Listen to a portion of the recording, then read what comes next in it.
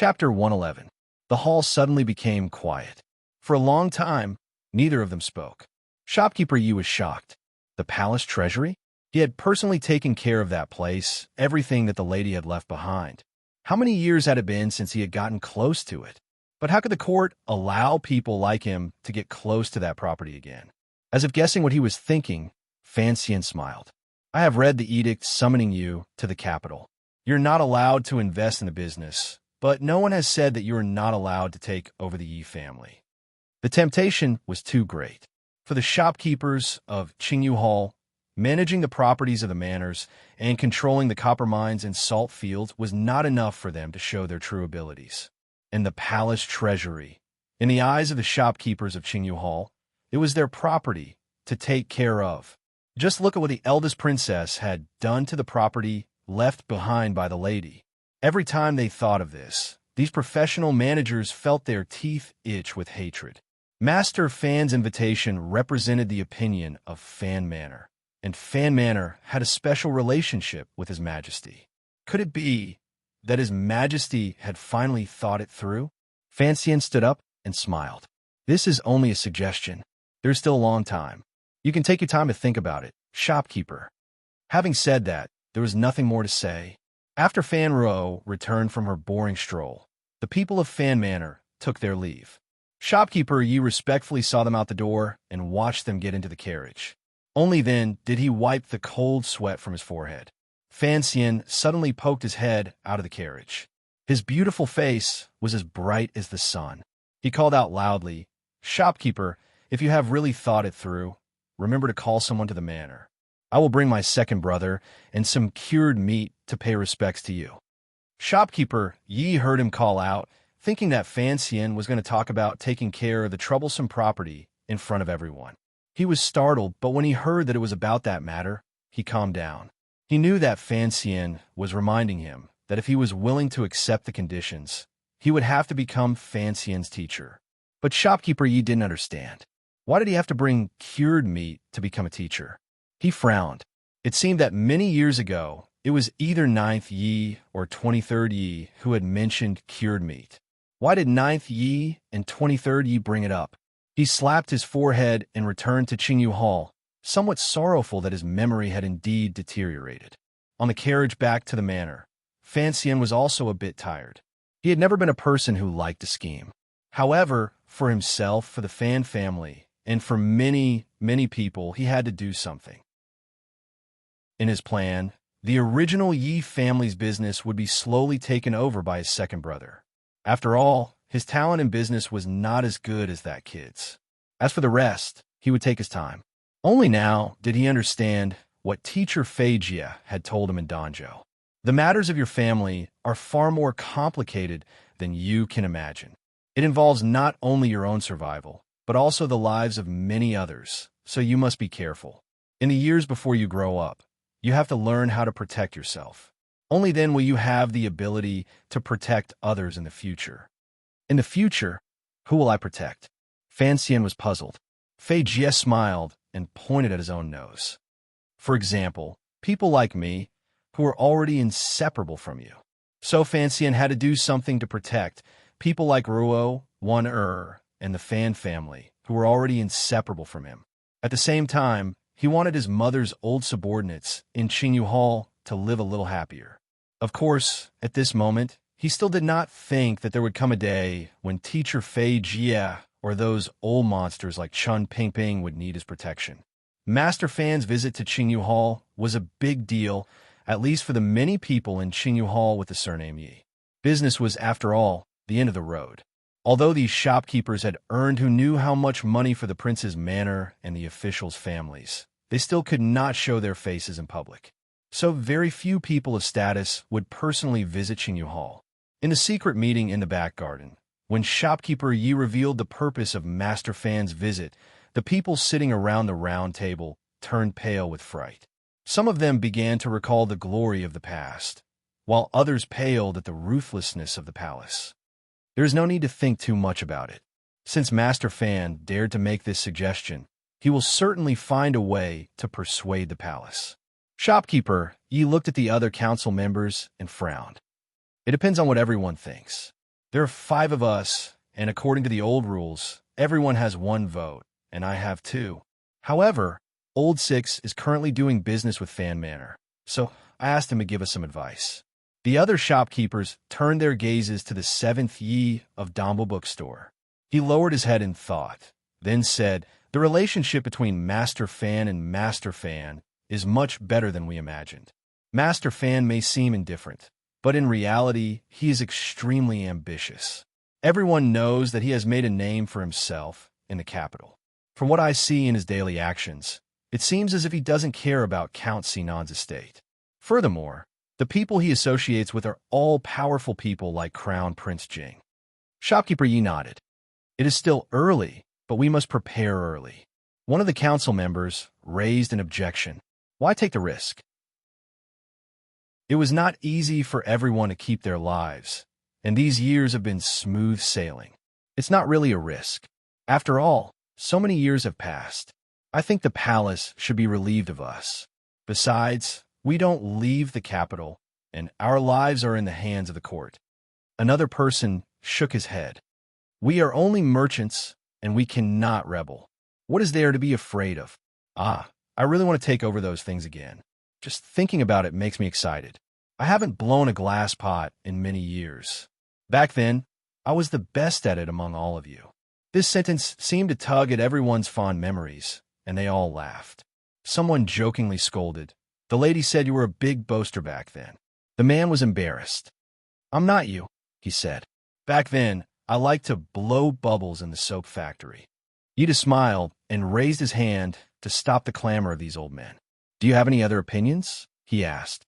The first council member who raised an objection stopped laughing and said calmly, "First, we must confirm that the palace has given us permission before we can do it. Although we all want to return to the place where we started, safety is still the most important thing." The lady said back then that as long as we are alive, anything is fine. Eldest Yi frowned. Fan Manor used to have a good relationship with the Yi family. These years, the Overwatch Council and Count Sinan have taken good care of us. I don't think Count Sinan will betray us.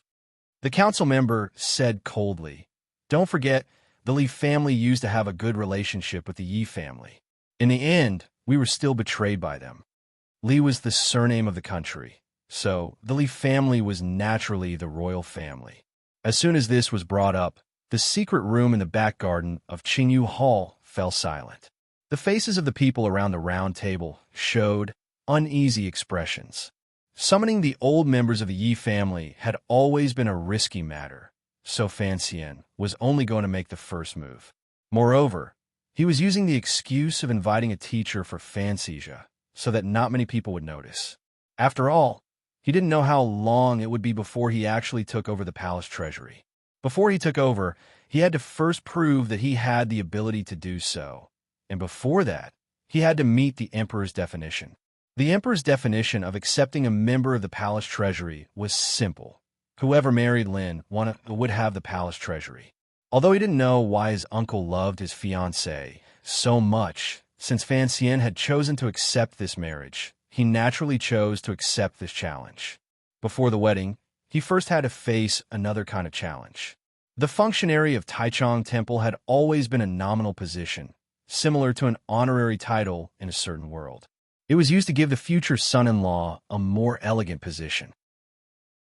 Although it was only an 8th level official, it was noble enough. At first, the custom of the kingdom of Qing was to make a 6th level official of the Tongwen school. But later, it was discovered that many son-in-law couldn't even memorize a poem, so the custom was changed to a functionary. In the previous dynasty, the functionary was known as a functionary and was in charge of the rhythm of the ancestral temple. The royal family always thought that the son-in-law couldn't compose poems, and that they could only hum a few tunes, so it was decided. Although it was a nominal position, he still had to report to Taichung Temple. So early that morning, Fan Xian sat in his family's carriage with a worried face and hurried to Taichung Temple. At the temple gate, a 4th level official of Taichung Temple was already there to greet him. Fan Xian was flattered by this display and hurriedly went down to greet him. After exchanging pleasantries with his colleagues at Taichung Temple, he entered the yamen and sat in a small room, listening to the official explain what he should do.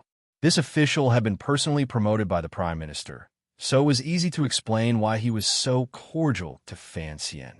But the official, as well as many officials in the court, still didn't understand why the illegitimate daughter of the Prime Minister was marrying the illegitimate son of the Fan family, and why everything was done according to the rules of the palace. Perhaps His Majesty was too fond of the Lin and Fan families, but in the eyes of many officials, His Majesty was too mischievous. And those who knew the true identity of the young lady of the Lin family wouldn't say anything. Fan Xian thought he was tone-deaf and couldn't avoid making a fool of himself. He didn't know that after sitting there for a whole morning and drinking a bellyful of warm tea, he found that most of his colleagues were the same, only reading the newspaper issued by the palace. His stomach was bloated from drinking too much tea. He sighed, took a newspaper, and entered the latrine. The newspaper was still full of gossip, but now that Qin Pingping had returned to the capital, the palace editors no longer dared to fabricate stories about the director's first love. Holding up his pants and coming out of the latrine, he unconsciously stuffed the newspaper deep into his underwear. Only then did he come to his senses and laugh. This was a habit he had developed in Danzhou years ago, and all the money he had saved up had been plundered this way. Just as he was about to go back to drinking tea, he suddenly heard a burst of exclamations from the room. "Victory! Victory! God bless the Qing kingdom!" Fan Xian's heart trembled. He knew that the struggle between the imperial court and northern Qi had ended with the imperial court's victory. After this small-scale battle between the puppet kingdoms, it was likely that more land in the north would be included in the kingdom of Qing's sphere of influence. Chapter 112. Inside the room, the officials were gathered together, reading the court bulletin, which clearly described everything that had happened in the north. Whether in terms of timeliness or richness of information, it was far more attractive than the newspaper published by the palace, especially since it contained news of the kingdom of Qing's victory. Fan Xian smiled wryly as he took out the crumpled newspaper from his bosom. He apologized to the great calligrapher Pan Ling of the Library of Documents, then sat back down at his table and began to drink his tea. The people around him were talking excitedly about the war, and no one noticed his silence. Instead, it was the vice minister who looked at him and smiled, motioning for him to come out. Fan Xian walked out, somewhat uneasy, and arrived at a secluded spot. This was already deep in the courtyard, where there was a stone table and 2 stone chairs. The vice minister motioned for him to sit down, then smiled. "Everyone is celebrating, but you sit alone in silence. Why?" The vice minister's name was Run Shaoan. He had once been a distinguished man and had later married a princess. Since then, he had steadily climbed up the ranks in Taichung Temple. It was somewhat similar to the situation Fan Xian was facing today. Fan Xian wasn't sure whether or not Sir Ren was grieving over something, and so he didn't know how to respond. All he could do was smile faintly. The royal court's victory is a matter of course, so it's not a surprise. Why is it a matter of course? Ren Xiao asked curiously. Fan Xian really didn't have much to say about military affairs, so he could only evade. His Majesty is wise, and his soldiers are loyal. Northern Qi has a guilty conscience, so naturally they won. Ren Shaoan smiled at him. "I just remembered that the war between the 2 countries has something to do with the assassination attempt, Sir Fan." Fan Xian was startled. He also remembered that one of the excuses the kingdom of Qing used to defend Qi and Aizhao was that assassins from northern Qi had infiltrated the capital, intending to murder the son of a minister. Thinking of the corpses along the banks of the northern border and the empty women of the various provinces and prefectures, Fan Xian didn't know why, but he felt a little stifled. He sighed. Soldiers are weapons of murder. Saints have no choice but to use them. He knew that although the kingdom of Qing had been at peace for more than a decade, the martial spirit in its bones had not faded, so he was very careful to hide it. But in front of Ren Shaoqing, he thought it was just a casual chat, so he spoke casually. Ren Shaoqing seemed to appreciate his words and nodded his head. "Even so, we have gained a lot of land this time. The kingdom of Qing will have a few more years of peace. It is worth it." Fan Xian was not a pedantic pacifist. He smiled and acknowledged this fact. Ren Shaoqing continued. Although all the military achievements will go to His Majesty, the imperial court has been secretly planning for this for 2 months. It can be said that they have racked their brains. Fan Xian immediately sensed something else from these words. He knew that the vice minister was saying that the civil service in the court had also contributed a great deal to the war. After all, Fan Xian had 2 lifetimes of experience. He knew that in the end, fighting a war was a battle of logistics. So he sincerely said, the great officials of the court also deserve great credit. Ren Shaoqing smiled in satisfaction and continued, the Prime Minister and you are about to become father and son-in-law. If you have the time, it would be more appropriate for you to pay a visit to him. Of course. Thank you, Vice Minister, for the reminder. Fan Xian felt a cold sweat trickle down his back. He was about to marry Wanner, but he had not yet paid a visit to his future father-in-law. This was somewhat inexcusable, but this was supposed to be an open relationship between the Lin Manor and the Fan Manor. Why would Ren Shaoqing tell him this in private? As expected, Ren Shaoqing said quietly, Teacher hopes that you will go to the Prime Minister's manor alone. He does not want to alarm too many people. Fan Xian accepted the order fearfully. The next day, the court was filled with flattering words. The military received many rewards, and the 4th Bureau of the Overwatch Council was also rewarded by an imperial edict for their intelligence. But to everyone's surprise, Count Sinan, the assistant minister of the Ministry of Revenue, Fan Jian, stepped forward and said that this victory was all thanks to the Prime Minister's racking his brains. He had prioritized the affairs of the state before the affairs of his family. He had smoothed out the logistics and had provided them with sufficient provisions. The officials were in an uproar. They did not understand why their political enemies were so harmonious today. But when they thought about the marriage between the 2 families, they suddenly understood. What was even more unexpected was that Guayu, the Minister of Rights, who had always been on the Prime Minister's side, spoke out against it. Most unexpected of all, Chen Pingping went to court. When His Majesty asked him about it, he sat in his wheelchair and softly said, the Prime Minister has worked hard. At this point, the political enemies who had been attacking the Prime Minister over the collusion between Wu Bowen and Northern Qi suddenly quieted down. His Majesty had issued an imperial edict to comfort him, and Lin Ruofu had regained his footing. And there was a rumor in the court that the Prime Minister, because of the marriage alliance with the Fan family, had turned to the second prince. The second prince, who had originally had no support in the court, had suddenly become a powerful figure. No one knew that behind all this, the depressed Ren Shaoqing of Taichung Temple and the 8th-level functionary of Taichung Temple were chatting under the courtyard wall. Through Fan Xian, he had sold his father-in-law a favor. This time, he felt a little more secure. Although he was still afraid that the Prime Minister would find out that he had ordered people to kill the second young Master Lin, he did not have to hide like he had for the past 2 months. He did not have to go to Taichung Temple every day. He only had to go to the temple once every 10 days. That afternoon, Fan Xian rode in a carriage to the royal courtyard. Now that his marriage to the girl in the courtyard was known throughout the capital, and with Fan Manor's generosity, the guards in charge had begun to turn a blind eye. Fan Xian and his sister walked in together. They were not in the mood to look at the wildflowers and weeds in the garden. They just followed the gravel path to the small building. Fan Ruoruo was a little surprised. Brother, you seem to be familiar with this place. Fan Xian smiled. I have a good memory. It's not like you don't know that. But in his heart, he laughed. Over the course of 10 days, he would go in and out of the garden 2 or 3 nights a day. It was difficult not to be familiar with it. Unfortunately, according to the rules, he, the future son-in-law of the princess, still could not see Lin Wanner in the courtyard.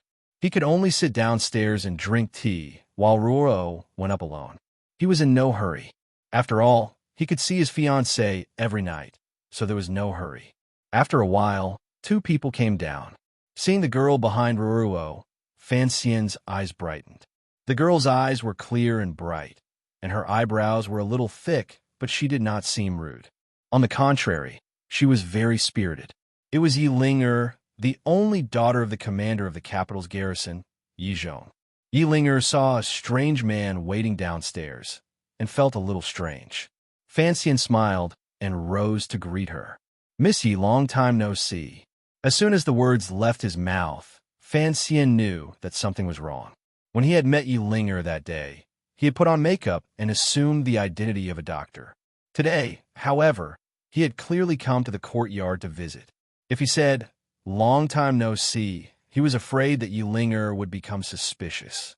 To his surprise, Yilinger only looked at him coolly and bowed. "Greetings, Master Fan."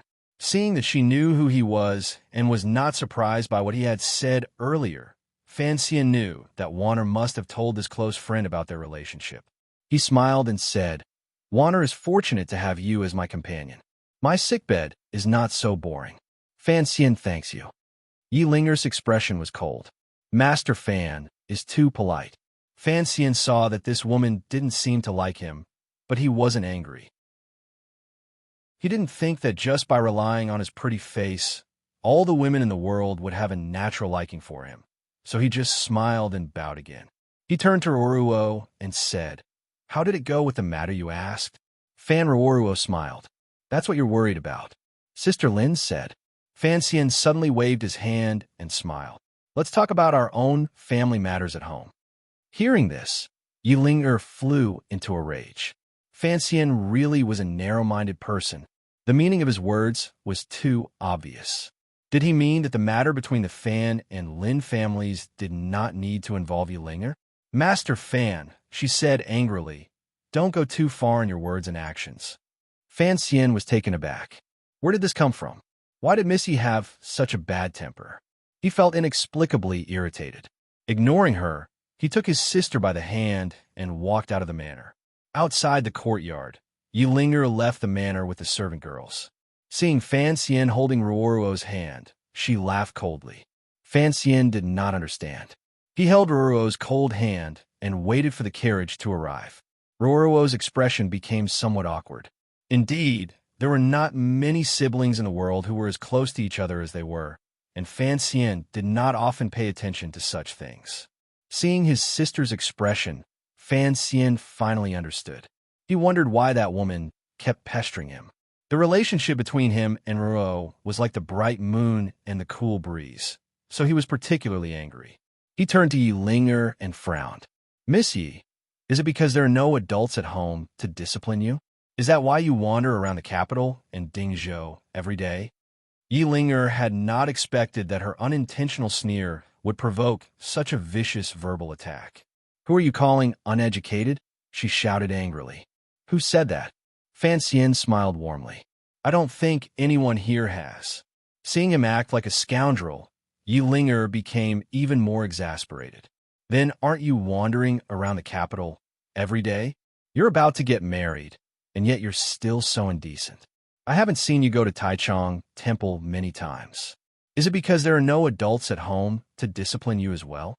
Fanxian's gentle temperament carried a hint of murderous intent, but he was even more mischievous. He knew that if he did not get angry, she would get even angrier, so he spoke even more warmly. "I've come to visit my fiancée, and that's all right. Miss Yi and my Warner are good friends, and you often visit. I have already thanked you. I just hope that you will watch your words and not try to drive a wedge between our families." Yilinger was so angry that her lips twitched. Hearing him play this trick again, she said hatefully, "I don't know what Warner sees in you, you foppish playboy." Fanxian sighed. "How am I foppish?" Yilinger said hatefully, "You're not good at literature, and you're not good at martial arts. Are you saying that you're a foppish playboy?" Fanxian laughed, a little ashamed. "I loathe boasting," he said. "But people in the capital say that I'm skilled in both literature and martial arts, that I can compose a poem in 7 steps, and that I can kill in 7 steps. The praise makes me feel a little smug, and today I've been enlightened by your words. I am truly grateful." Seeing him act like this, Yilinger remembered his reputation and angrily stamped her foot. She didn't know what to say. Suddenly, she bit her rosy lips and put her hand on the knife at her waist. After some thought, she removed the knife and threw it on the ground in front of Fanxian. It made a crisp sound.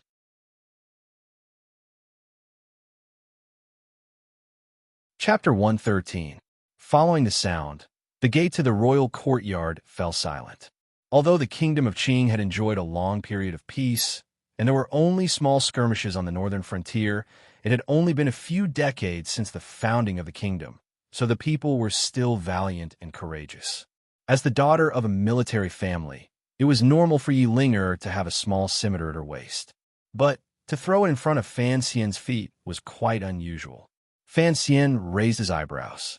He knew that this was an invitation to a duel, similar to the world he had lived in. When European nobles dueled, they liked to throw their gloves at each other's faces. He scratched the right side of his face, feeling a little itchy. Amused, he thought that if the duel rule in the kingdom of Qing was to throw the knife at the opponent's face, then every duel would be successful. Everyone looked at Fan Xian. Ruoro nervously tugged at Fan Xian's sleeve. Although Yi Linger's waist was slender and supple, she was a true 7th-level master. No foppish young master in the capital would dare to provoke her. But since she had thrown the knife and issued a challenge, as a man, Fan Xian would appear cowardly if he did not accept the challenge. He was afraid that he would not be able to raise his head in the capital. Seeing that the two nobles were fighting fiercely, the guard at the gate of the side courtyard looked down and pretended not to hear anything. Naturally, no one would be so stupid as to tell the princess in the side courtyard, "Your best friend and the man you're about to marry are about to fight." Who would be so stupid? "Since you claim to be a master of both the pen and the sword, I would like to see on behalf of Wan whether or not you have the ability to protect her." Strangely, ever since she had thrown down the knife, Yi Linger's entire state had undergone a miraculous change. She had calmed down, and her beautiful jade-like eyes were filled with confidence. Her small and weak body seemed to contain a vast power that she was about to unleash on Fan Xian. Fan Xian's heart trembled. Only now did he know that this girl was a powerful person who hid her strength deeply. However, on his face he smiled slightly and waved his hand, saying 3 words that no one present expected. "I refuse." Refuse the duel? This was a very rare thing. Refusing a woman's challenge would probably make Fan Xian unable to raise his head. No one understood why Fan Xian would make such a jaw-dropping choice. Fan Xian explained sincerely, "Although Missy does not like me, you are still Wanner's good friend. How could I have the heart to attack you?" Without waiting for the crowd to cheer, he smiled and said, "What's more, I don't want to hit women unless it's absolutely necessary." The carriage had arrived a long time ago, but seeing the tense situation, it had stopped outside. Wang Qinian saw that his opponent was Yi Linger and could only worry helplessly.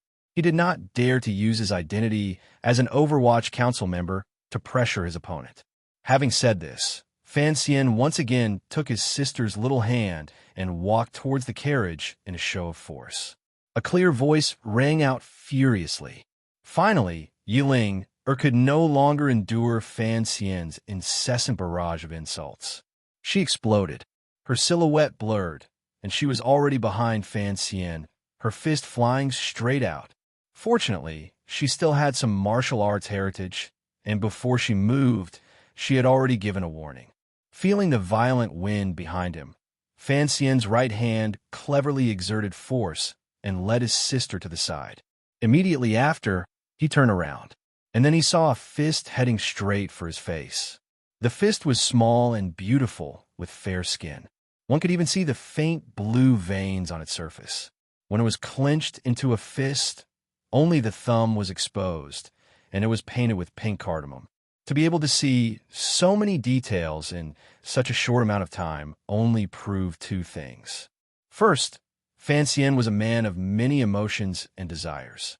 Second, although Yi Linger's actions were violent and fast compared to the elusive staff on the cliff in Danzhou, she was still much, much slower. The tip of his foot moved an inch from the ground, and his whole body moved with incredible speed to the left, causing the murderous fist to completely miss, which brushed past his cheek. There was a buzzing sound as the fist missed, but it still caused the wind to tremble, and the hair on Fan Xian's cheek floated up.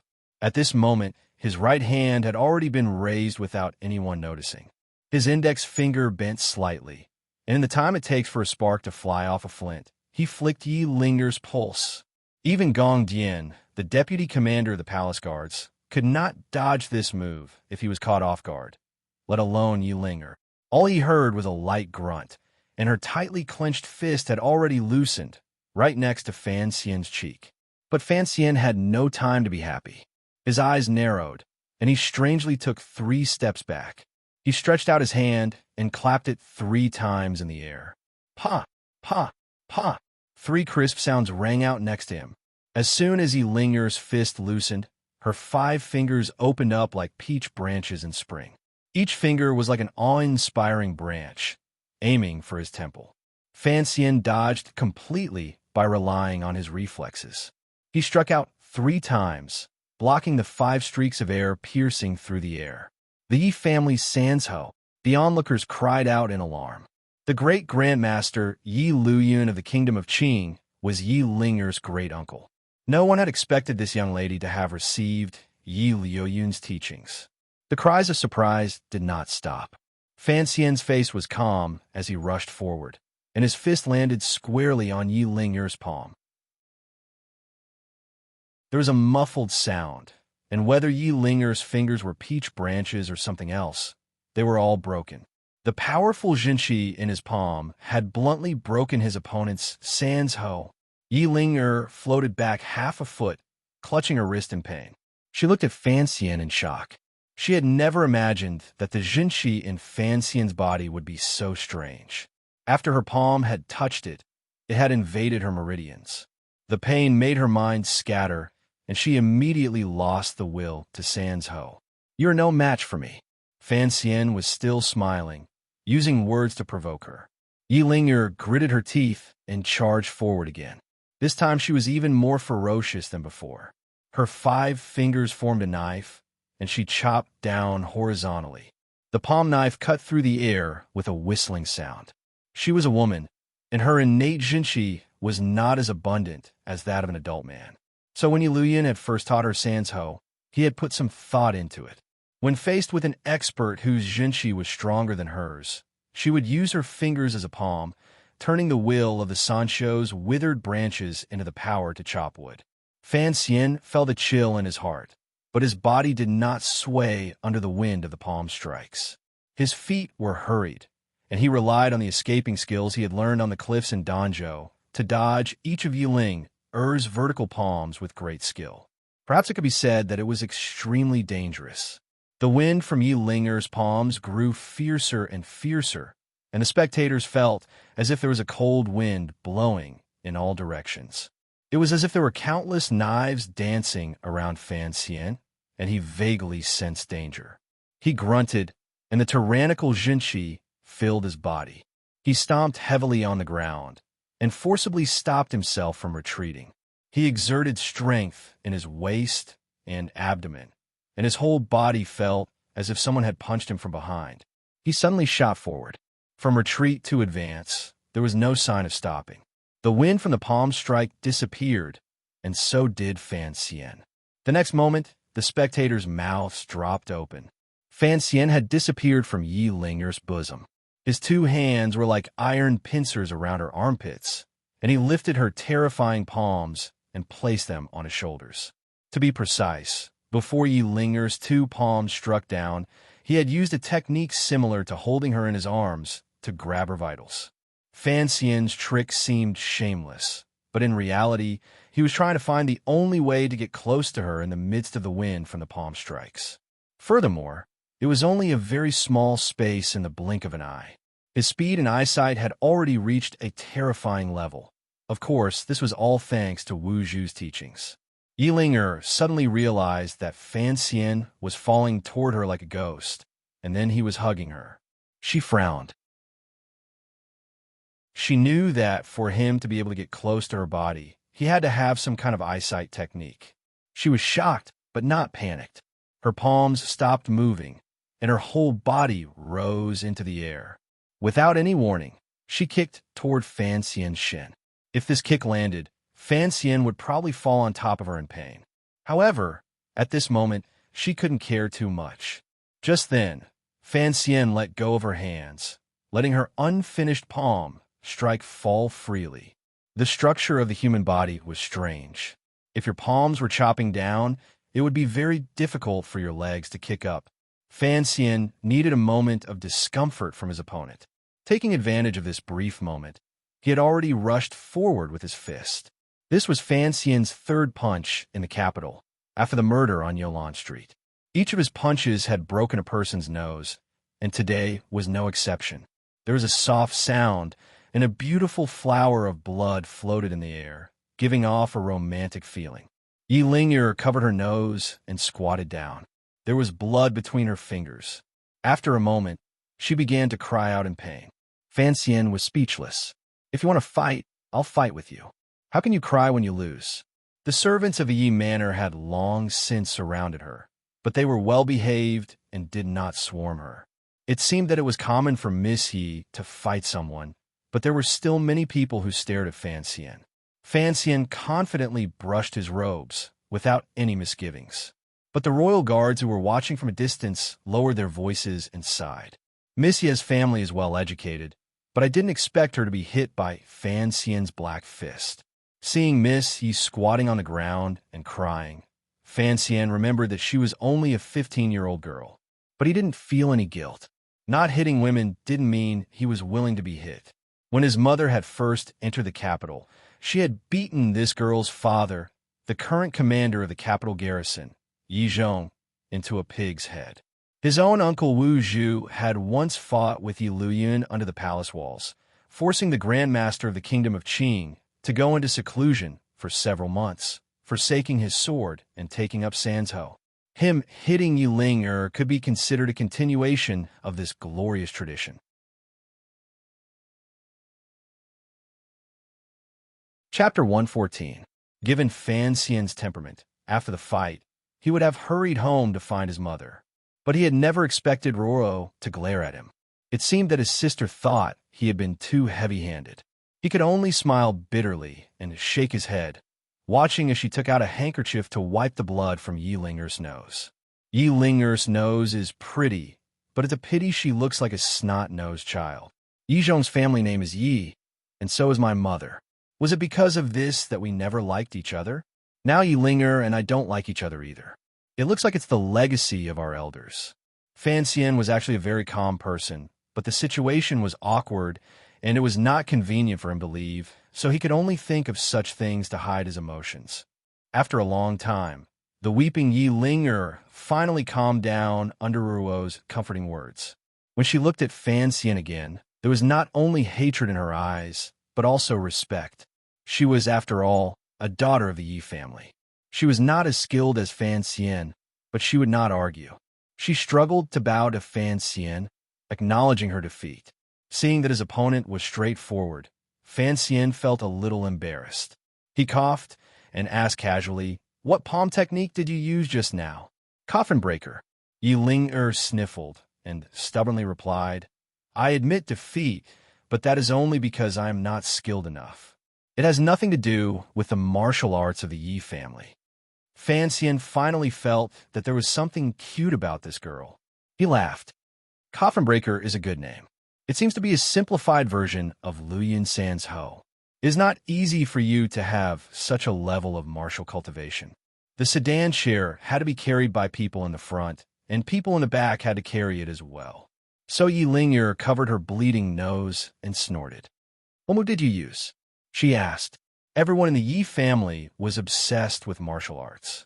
Yi Ling'er was in no hurry to get back at Fan Xian. Instead, she was anxious to find out what kind of strange and unimaginable method her opponent had used. The people of Qing loved martial arts, but no one had ever been like Fan Xian. He had only relied on his jinqi, speed, and judgment to strike first. He had relied on his understanding of the human body's structure to attack the parts of the enemy that he had never paid attention to. Every little bit made a mickle. Yi Ling'er had never seen such a method before, but her granduncle had. Fan Xian was taken aback. His black fist didn't seem to be much of a technique, so he said, "It's just a small trick. Miss Yi, please go and treat your wounds." These techniques were the killing techniques that Wu Zhu had taught him, the techniques of identifying people that Fei Jie had taught him, and the insights he had gained from using them for the first time on Yolan Street. Fan Xian called this a little trick, and it was indeed like the name. Later, Fan Xian's little tricks became famous in Jingdou. It became a name that could be included in a book on the martial path. This was something Fan Xian could not imagine at this time. Otherwise, he would certainly have named it something like Danzhou's plum-breaking hand or Sinan's six yang palms. But today, his little tricks had won against the great coffin breaker. Although this sort of sparring in Jingdou was mostly carried out in the manors, it was nothing new, so the Fan and Yi manors did not do anything. Yi Ling, who had admitted defeat, left resentfully. But before she left, she insisted on handing the curved knife at her waist to Fan Xian, saying that it was a prize for admitting defeat. Sitting in the carriage, Fan Xian smiled bitterly as he played with the prize in his hand. He thought that fighting a young girl for no reason might even offend the Yi manor. Fan Ruruo seemed to have guessed what he was thinking. She smiled and said, "It doesn't matter. The children of a Yi manor love martial arts, and everyone knows that. Otherwise, they would not have produced a grandmaster. Yi Zhong is a man of integrity and will not get angry over such a small matter." Fan Xian sighed. "It's not entirely because of this matter. I just think it's ridiculous." Fan Ruruo laughed. "Earlier, you refused to duel with her. That was quite surprising." "Surprising? Are you worried that the people of the capital will think I'm a coward? You said before that she is only a 7th level ace, and I am a strange scholar who has even killed an 8th level ace. Even if I don't fight her, will the people of the capital think I'm afraid of her?" Fan Xian smiled. "Although it is said that swords are more powerful than words, if words alone are enough to humiliate an opponent, then there is no need to resort to swords." Having said this, he suddenly slapped his thigh and said in annoyance, "Fine, we've already fought. There's no point in talking about this." Fan Ruruo giggled. Fan Xian asked curiously, "Why does Missy always dislike me?" "I don't know." Fan Ruruo thought for a moment, then replied, "She probably thought that it was a very sad thing for sister-in-law to marry you. Later, although this problem didn't exist, we lied to her again. It was equivalent to using her help to let you see sister-in-law. She couldn't take this lying down." Fan Xian smiled bitterly. "I knew it. There are no secrets between friends. The key is Sir Fei's student." Fan Ruruo continued to explain. "Last time my brother used this name. Now it seems that many people know that our family has a good relationship with Sir Chun of the Overwatch Council. Perhaps it was because of this that they let the cat out of the bag." Fan Xian's heart trembled. He didn't want others to guess anything from this, did they? But then he thought about how many years ago the Yi family had been in the capital. Based on what he saw in front of him, it seemed that the people of the capital had long forgotten what had happened. Fan Ruo handed him a piece of paper. He took it and looked at it carefully, then crumpled it into a ball and threw it out the window. On the paper were a few sentences written by Wan. His main purpose in coming to the manor today was to discuss with his fiancée what he should bring up when he was about to visit his father-in-law. Although Lin Wan hadn't lived with the prime minister since they were young, they were still father and daughter. She knew better than an outsider like Fan Xian. The next day, the sky darkened. Dark clouds hung over the city, slightly reducing the heat of the sun. But it made the capital feel even more like a steamer basket. Fan Xian wiped his sweat and crouched on the edge of Jeju Street, carefully picking through the goods on the stall. Jiaju Street was the distribution center for antiques and playthings in the capital. People who were interested in these things, whenever the weather was good, liked to come to this street to look around. Fan Xian imitated the actions of an expert. One foot on the shoulder of the road, the other on the edge of the stall's vellum. His fingers moved about randomly on the stall. More than an hour had passed, but there was no final result. The stall owner was a little anxious. But seeing that Fan Xian was dressed like a rich man, he couldn't say much. All he could do was smile. "Sir, what goods are you looking for?" "Snuff bottles." Fan Xian opened his mouth helplessly. Wan had said that the prime minister's favorite hobby was playing with snuff bottles, so he had hoped to find something good today. He hadn't expected that his eyes would be dazzled, and he still hadn't seen anything that caught his eye. "Well, you found the right place." The stall owner's eyes lit up, and he said, "I have blue and white glaze, jadeite, amber, whatever you want. Especially the jadeite." Very good. Look at this. He picked up a small pot. The color of the pot was green and slightly yellow. See? It's yellow poplar green. Although it's not very old, the quality and workmanship are excellent. Do you have emerald? Fan Xian thought that he had to pick the most expensive one. The stall owner said awkwardly, "Emerald is too precious. It's used to make snuff bottles. That's a standard only available in the palace. Although we don't really need it these days, if you want to find an emerald snuff bottle on Jiazhu Street, it'll be a little difficult." The stall owner was a very good person. He pointed Fan Xian to a large shop on the street, saying that if he wanted to find an emerald snuff bottle, he had to go there. Fan Xian thanked him, put down a piece of silver, and picked up a piece of porcelain, which he wasn't sure was real or fake. Then he got up and left. Wang Qinian watched from the side, and a smile rose on his face. He thought that Fan Xian was very gentle to peddlers and commoners, and most importantly, he was very meticulous. Entering the large shop, Fan Xian was greeted by a gust of wind. When he looked closely, he saw that it was a fan that was constantly moving. Fan Xian was very impressed. He wasn't in a hurry to ask about the snuff bottle. First, he grabbed the stall owner and asked who sold the fan. After asking, he found out that it was a new product that had come out last year. The stall owner had some friendship with the merchant, so he put it in the lobby as a living advertisement.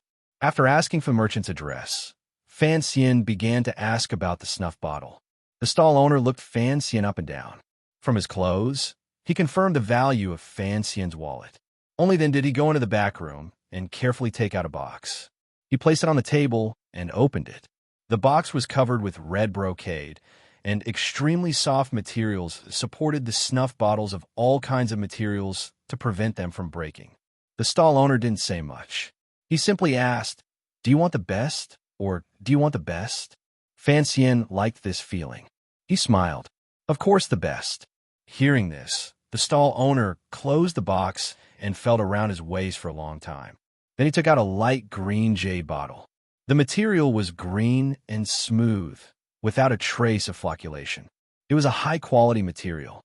Inside, there was a painting of a fisherman sitting alone by a cold river. Not only was the artistic conception high, but the brushwork was also slender and soft. The craftsmanship was extremely rare. "Name your price." Fan Xian took it and played with it in his palm. It felt warm and smooth, and it felt very good. It was a little itchy, a little smooth, and a little moist. 2,000 taels of silver. The stall owner's face was expressionless. It seemed that he was very annoyed by people coming to buy things. He seemed a little cold and indifferent, which actually piqued Fan Xian's interest. The goods were indeed good. The style of an old shop was indeed different. He thought about it.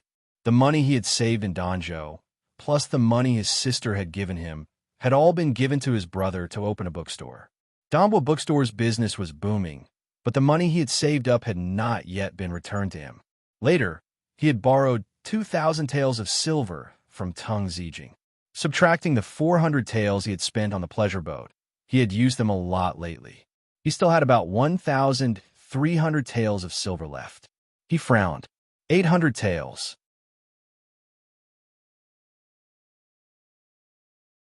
Chapter 115. Fan Xian didn't know how to bargain, but in his previous life, that beautiful nurse often chatted with him and told him that when girls bought clothes, they would bargain from a third. Fan Xian wasn't as smart as the young girl, so he cut the price by 2/5. But the shopkeeper glared at him, as if annoyed at this young man's lack of knowledge. He coldly closed the box and prepared to take it back to his room. Fan Xian panicked and opened his mouth to call him back so they could discuss the price. Unexpectedly, Wang Qinian, who had been silent all this time, gave Fan Xian a meaningful look. Fan Xian followed him out suspiciously. "It's only worth 400 taels." Wang Qinian respectfully said to him, "Sir, let me ask." Having said this, he walked back into the shop without a signboard. After a while, he came out again, this time with a verdant snuff bottle in his hand. Then he took the 400 taels of silver from Fan Xian and handed it to the shopkeeper, whose face was ashen. Once in the carriage, Fan Xian quietly said, "Don't use your position to bully the good people." He touched the snuff bottle in his belt and couldn't help but laugh. but it's not bad to bully these profiteers once in a while. Wang Qinian smiled. The wrinkles at the corners of his eyes bloomed like chrysanthemums. After all, he was a man in his 40s. He carefully explained, he's not a profiteer. It's just that this snuff bottle only costs 300 taels at most. We're not bullying him by offering 400 taels. Oh, Fan Xian looked at Wang Qinian in surprise. Could it be that Sir Wang is well-versed in antiques? How else could you tell the real price at a glance? You should know that there's a lot of foam in this trade. Wang Qinian laughed again. Sir, have you forgotten what I did for a living before I was admitted to the academy? Fan Xian suddenly understood. He laughed out loud and said, So, when you were a lone thief, you learned this knowledge along the way. Wang Qinian was embarrassed. I was peddling in those small kingdoms by myself. I didn't dare ask for help, so I had to sharpen my eyes. With such an expert in the antique world, it was no wonder that he could cut down the price of the snuff bottles so easily. Returning to the main gate of the Fan Manor, Wang Qinian's small group withdrew, leaving the Fan Manor's own defense forces to handle. At the same time, the fans that Fan Xian had ordered from another shop arrived at the front door. The servants hurriedly took them in, but when it came time to pay the bill, the cashier said to Fan Xian with a pained expression, Although these fans are good, they are too expensive. Young master, you bought 5 of them at once. It will be difficult for me to report to the second wife. At that moment, Lady Lu had just walked into the accounts room. Hearing what the accountant had said, she looked at Fan Xian with a smile that was not quite a smile. She nodded and said, Enter the account. Fan Xian smiled and saluted his aunt. Hello, aunt. The current situation between the two of them was too awkward. They couldn't be considered close, and their hatred had yet to erupt into hostility. Fan Xian was a bit puzzled about something. He frowned and asked, Aunt, I think this fan is cool and comfortable to put in the hall. But why haven't I seen anyone else using it? Madame Lu smiled and shook her head. Regarding this matter, you will understand it better than anyone else in the future. It's all because the price of that shop is too high that no one is willing to buy it. Summer is only a few days away, so even if we dig an ice house, it won't be much more expensive than that fan. Fan Xian was quick-witted and understood immediately. This is the palace treasury's business? Lady Lu nodded. Fan Xian sighed. How could it be so expensive?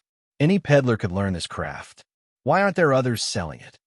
Lady Lu smiled. Although no one says it openly, everyone knows that this is the emperor selling the palace treasury's business. Who would dare to copy it? The Overwatch Council can just give it a name, and it's a crime punishable by imprisonment or exile. Fan Xian shook his head, feeling that something was wrong. Lady Lu asked curiously, Why did you buy 5 of them all at once? Fan Xian explained gently. 1 in the flower pavilion, 1 in my father's and aunt's room, and the other 3 are to be given away. 1 to King Jing's manor, 1 to the Prime Minister's manor, and 1 to the Duke's manor. Lady Lu's paternal family was also a large one in the capital. Within 3 generations, there had been a duke, so whenever the Duke's manor was mentioned in the Fan Manor, it was the Lu family, Lu Hong, the Duke of Hongyi. Lady Lu was a little surprised.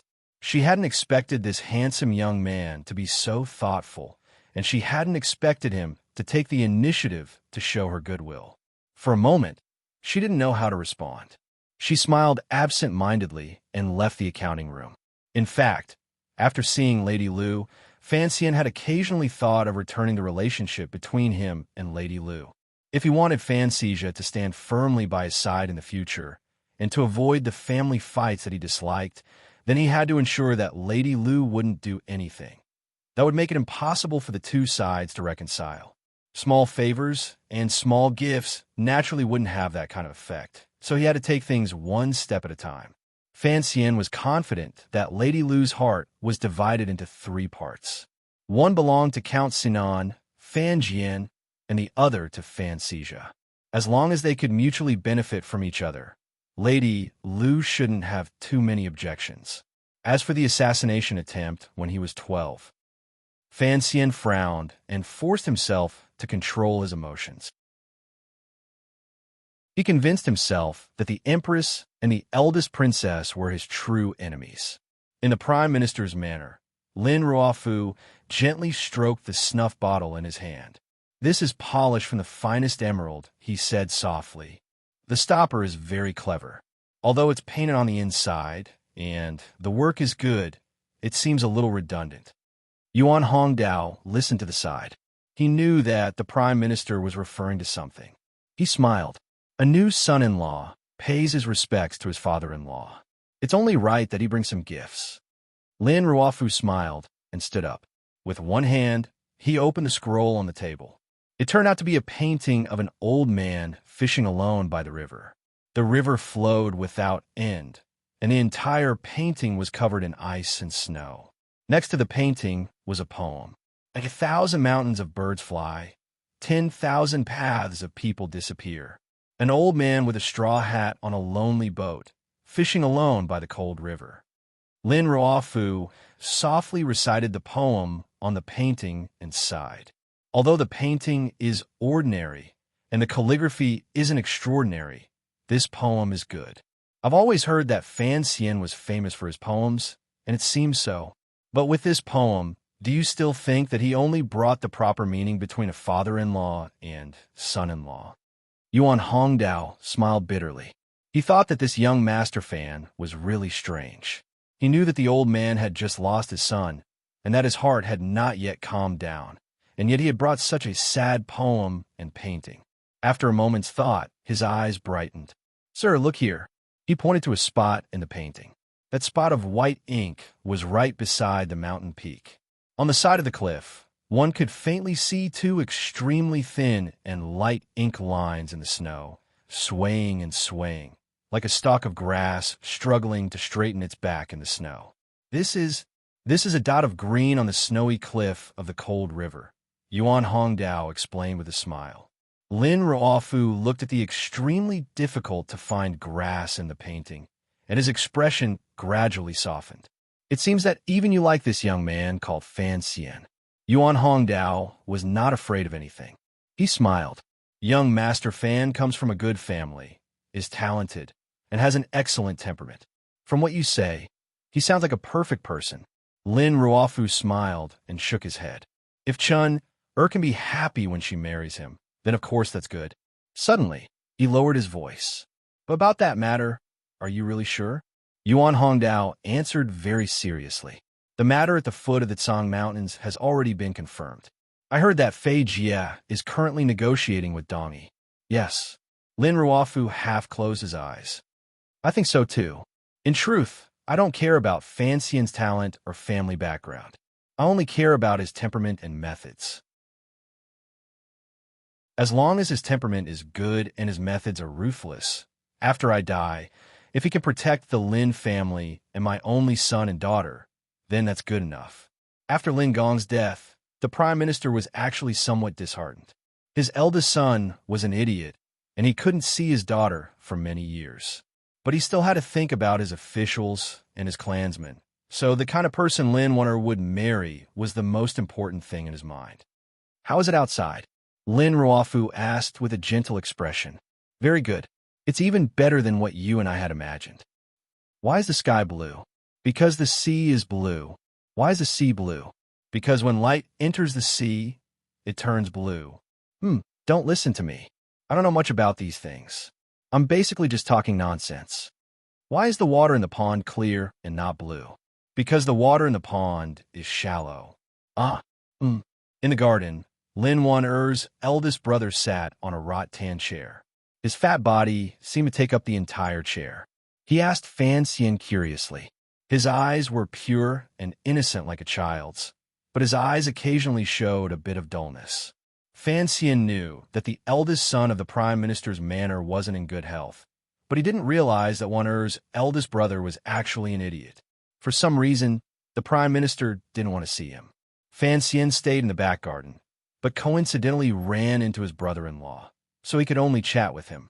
He smiled and thought to himself, "I wonder if this chubby idiot would occasionally get angry and beat me up." "What's your name?" Fan Xian smiled as he looked at his idiotic brother-in-law. After chatting for a while, he realized that his reaction was actually a bit slow, like a child a few years old. He was a bit adorable, at least more adorable than the accountant Fantasia. His brother-in-law pursed his lips, making his chubby cheeks look even rounder. 2 wrinkles appeared on the sides of his lips. My name is Debao. My brother is called Airbao. Airbao hasn't been home for a long time. Fan Xian's heart trembled. He thought of the dead Lin Gong. In the blink of an eye, he looked at his idiotic brother-in-law in front of him, not knowing what to say.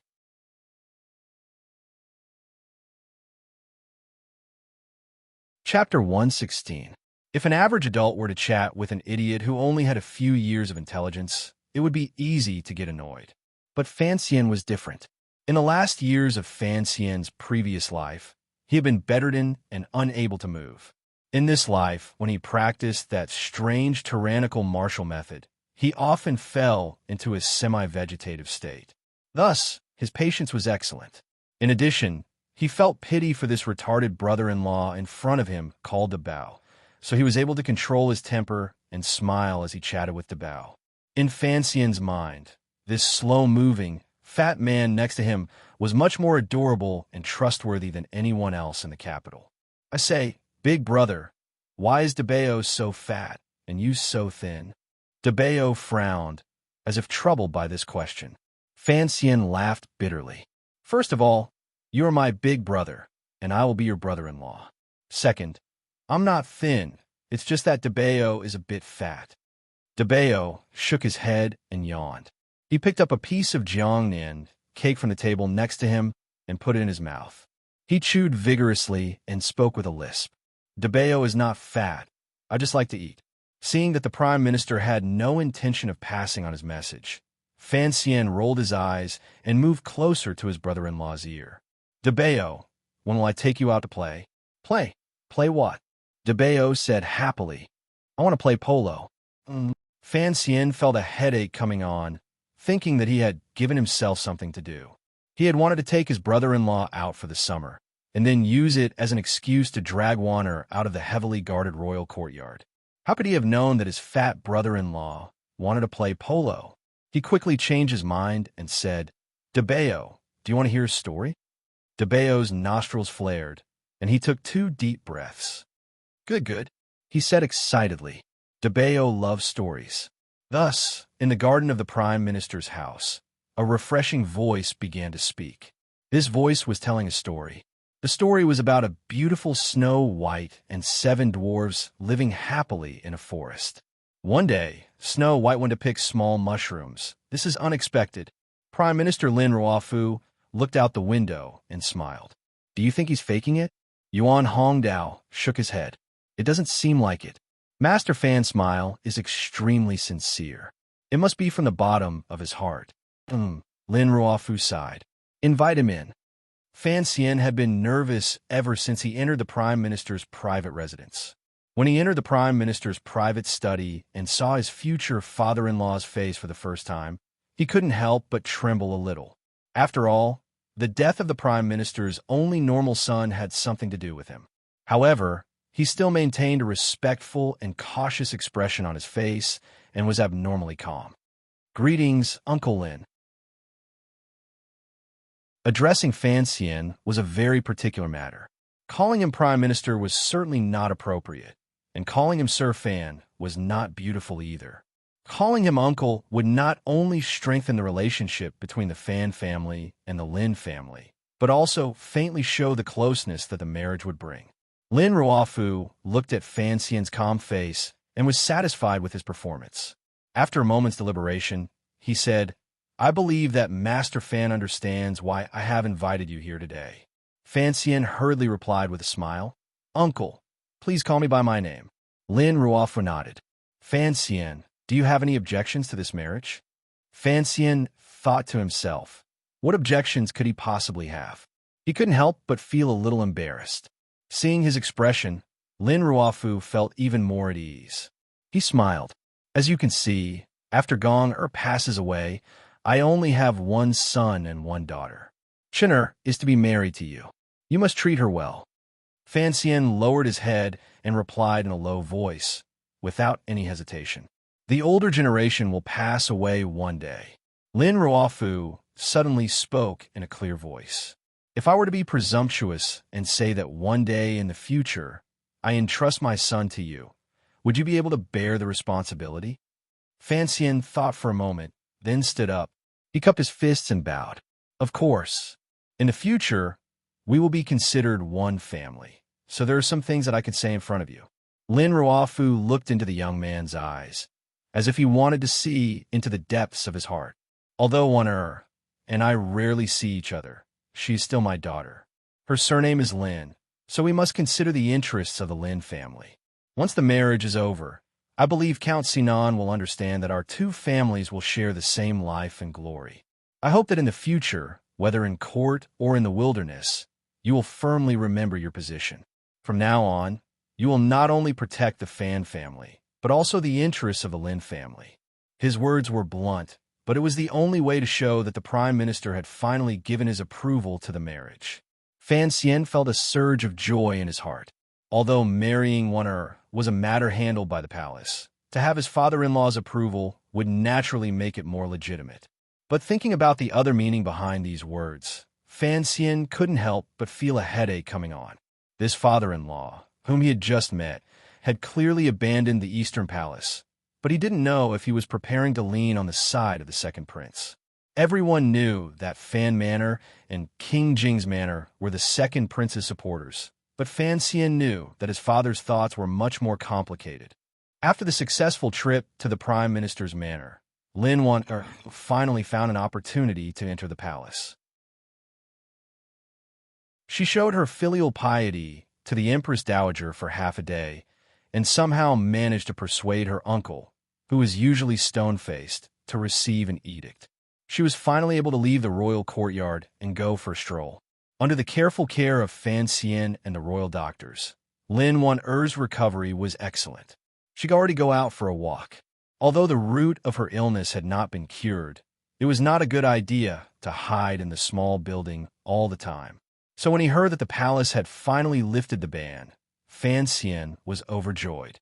Early the next morning, he took his carriage and all the things he had prepared and rushed to the royal courtyard to wait.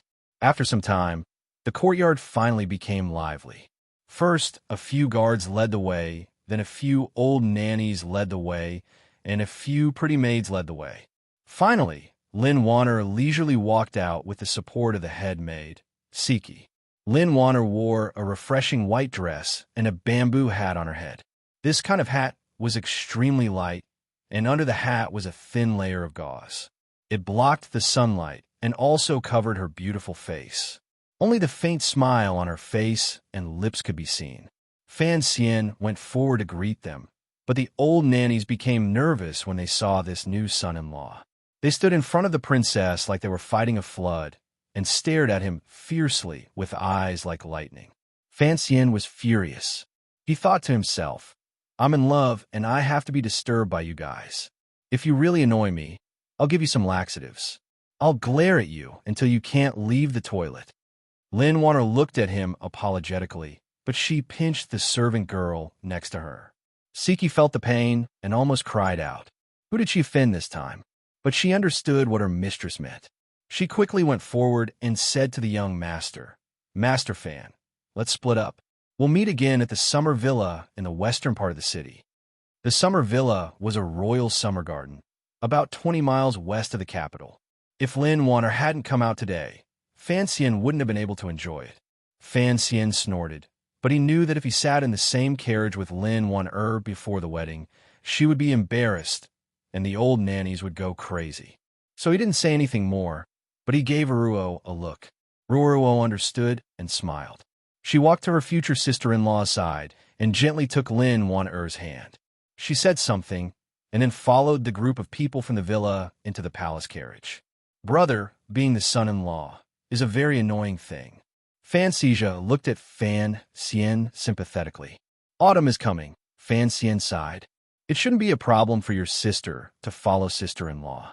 Those damned old nannies don't think lilies will bloom in carriages. What's a lily? It's a holy plant. The two of them left early, just as the sky brightened. But by the time the carriages reached the summer villa, the sun had already woken up. It warmly shone on everything, as if it were a comrade. Fortunately, the royal palace had already considered these problems. The pampered royal family all refused to accept the warmth of the sun, so the villa was built next to a dense forest. It was next to the mountains and looked out over the lake, sheltering it from the sun and welcoming the wind.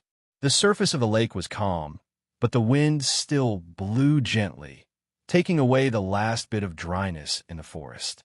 Fan Xian stood on the grass by the lake, looking at the scenery in front of him. He was full of admiration. The activities of the emperor's farmhouse were indeed different. Their living conditions were much better than those of the common officials. When they entered the summer villa, Ruo somehow managed to persuade the royal guards to leave the old nannies at the front of the villa to drink tea and play mahjong. Only a group of young people remained by the lake. The guards were either standing or sitting in the distance, and the servant girls rarely came out to play. They chattered incessantly, reducing the peace of the lake. But without the fish eyes to disturb him, Fan Xian still felt very comfortable. He was a little further away from the crowd. He gritted his teeth and made a face to chase away the servant girl, Siki. Finally, Fan Xian was able to spend some time alone with Wan. It's so hard. Fan Xian sighed. His right hand slithered through the green grass like a snake, and like lightning, he grabbed Wan Er's soft little hand. His face was still calm as he looked at the lake. It's so hard to see the girl. Her hand was caught, and Wan Er's face immediately turned red. She lowered her head in embarrassment, but she didn't pull her hand back. In a low voice, she scolded, "You're calling the girl at this time? I don't know who it is that shamelessly climbs the walls and windows every night."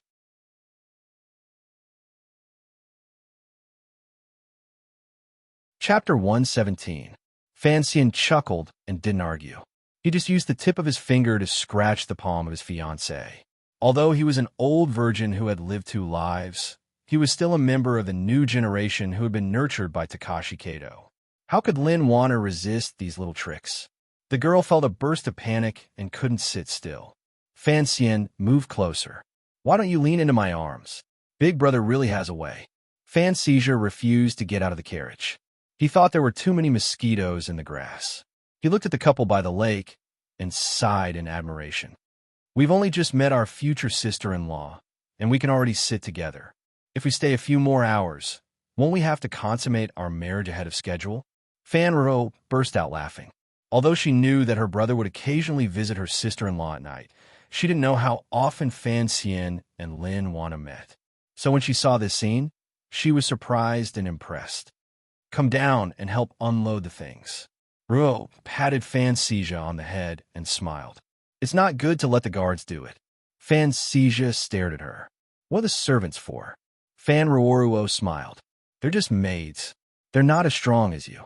For some reason, seeing Fan Ruo's faint smile made Fan Xian, the spoiled brat, feel an inexplicable fear. He obediently climbed down from the carriage and began to help the delicate maids unload the things. It was no wonder that Fan Ruo wanted his help. Fan Xian had brought a lot of things with him on this trip, and it took the maids and Fan Xian half a day to unload them. Fan Xian wiped the sweat from his forehead and shouted to the lakeside, "Big brother, unload all the things." "What are they?" Fan Xian, who was sitting by the lake, heard the shout, and only then did he remember these things. He slapped his forehead and apologized to Wanner with some embarrassment. He stood up and brushed the grass off his bottom. He walked to the side of the carriage and began to give orders to everyone on how to arrange things.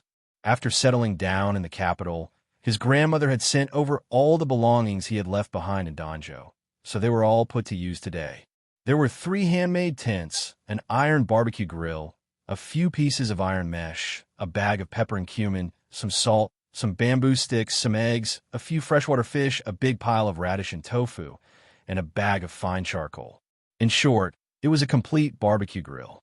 A maid pointed at the pile of rags and asked curiously, "What is this?" Fan Xian kindly explained, "A tent." The servant girl was very eager to learn. "Is it used for marching and fighting?" Fan Xian smiled slightly and said, "You can also watch the stars by the lake at night." Seeing the amiable smile on young Master Fan's face and the warmth in his bright eyes, the maid was no longer eager to learn. She shyly covered her face and went somewhere else. After the charcoal fire was lit, someone came over to take over. Fan Xian moved a rock and sat by the iron mesh, carefully smearing sauce and condiments on the fish. A bamboo skewer passed through the fish, and a faint aroma wafted through the fire. He sniffed and looked at Warner, who was sitting alone by the lake in the distance. He smiled slightly and did not put too much flavor into the fish. After he finished grilling 3 skewers of fish, he gave one to each of his siblings and walked over to the lake, sitting next to Lin Warner. "Here." Fan Xian smiled warmly. Lin Warner looked at him suspiciously, wondering if his cooking would be good. She took it and carefully put it to her lips, then chewed it slowly. Her eyes gradually brightened, and she looked at Fan Xian and giggled. She did not even have time to praise him before she began to eat. But the fish was too hot, and she could not bear to let it leave her lips. She stuck out her tongue because it was so hot, and her free hand kept fanning her mouth as she exhaled. She was cute, really cute, and could be loved. Fan Xian looked at her fleshy lips, and for some reason, he thought of the chicken leg they had first met in the Temple of Qing. "Chin'er," he teased, "I brought you plenty of chicken legs these days. Why are you still so greedy?" Lin Warner puffed up her cheeks and said angrily, "If I had known your grilled food would taste so good, I wouldn't have eaten that cold chicken leg." Fan Xian laughed heartily and almost fell back. His fiancée's temperament was really interesting. Sometimes she was extremely shy, lowering her head and not daring to look at him. Sometimes she would have a little temper that added to the fun. Her sickly body liked to play the tiger cub. It was still that one word, Q, 2 words, cute, 3 words, kawaii. Lin Warner turned her head and saw that the barbecue stall was much livelier than the one by the lake. Fan Xian had long since finished the fish in his hand and was instructing a servant girl to grill some corn for him to eat. Only Ruo ate in a more graceful manner. As she ate, she walked through the woods. It was hard to tell whether she was enjoying the scenery or thinking about something. Her gaze fell on the pile of things that had been unloaded from the carriage, and Lin Warner felt that her fiancé was a bit strange. She asked curiously, "In the past, when we went out to play, we mostly ate at the manor. I've never seen the servants so happy, and the things you brought today, no matter how you look at it, are a bit strange?" Fan Xian smiled and explained, "Although they are all servant girls, they are all serving maids who follow you around every day. They live a life of luxury. How many of them have actually cooked for themselves? Today's barbecue doesn't necessarily taste all that good, but it's better to cook for yourself. It feels different, and the reaction of the taste buds is also different." Taste buds? Lin Warner was a bit confused. She stared at Fan Xian with wide eyes. There's a small organ on the tongue that can sense flavors. Fan Xian knew that it was difficult to explain. After all, the naked eye was not as good as a microscope, so he casually explained, "The back of the tongue tastes bitter, and the front of the tongue tastes sweet. That's why." Lin Warner chuckled. "No wonder you are a Master Fei student. You're so clear about these things." Hearing her mention Fei Jia, Fan Xian felt a bellyful of anger.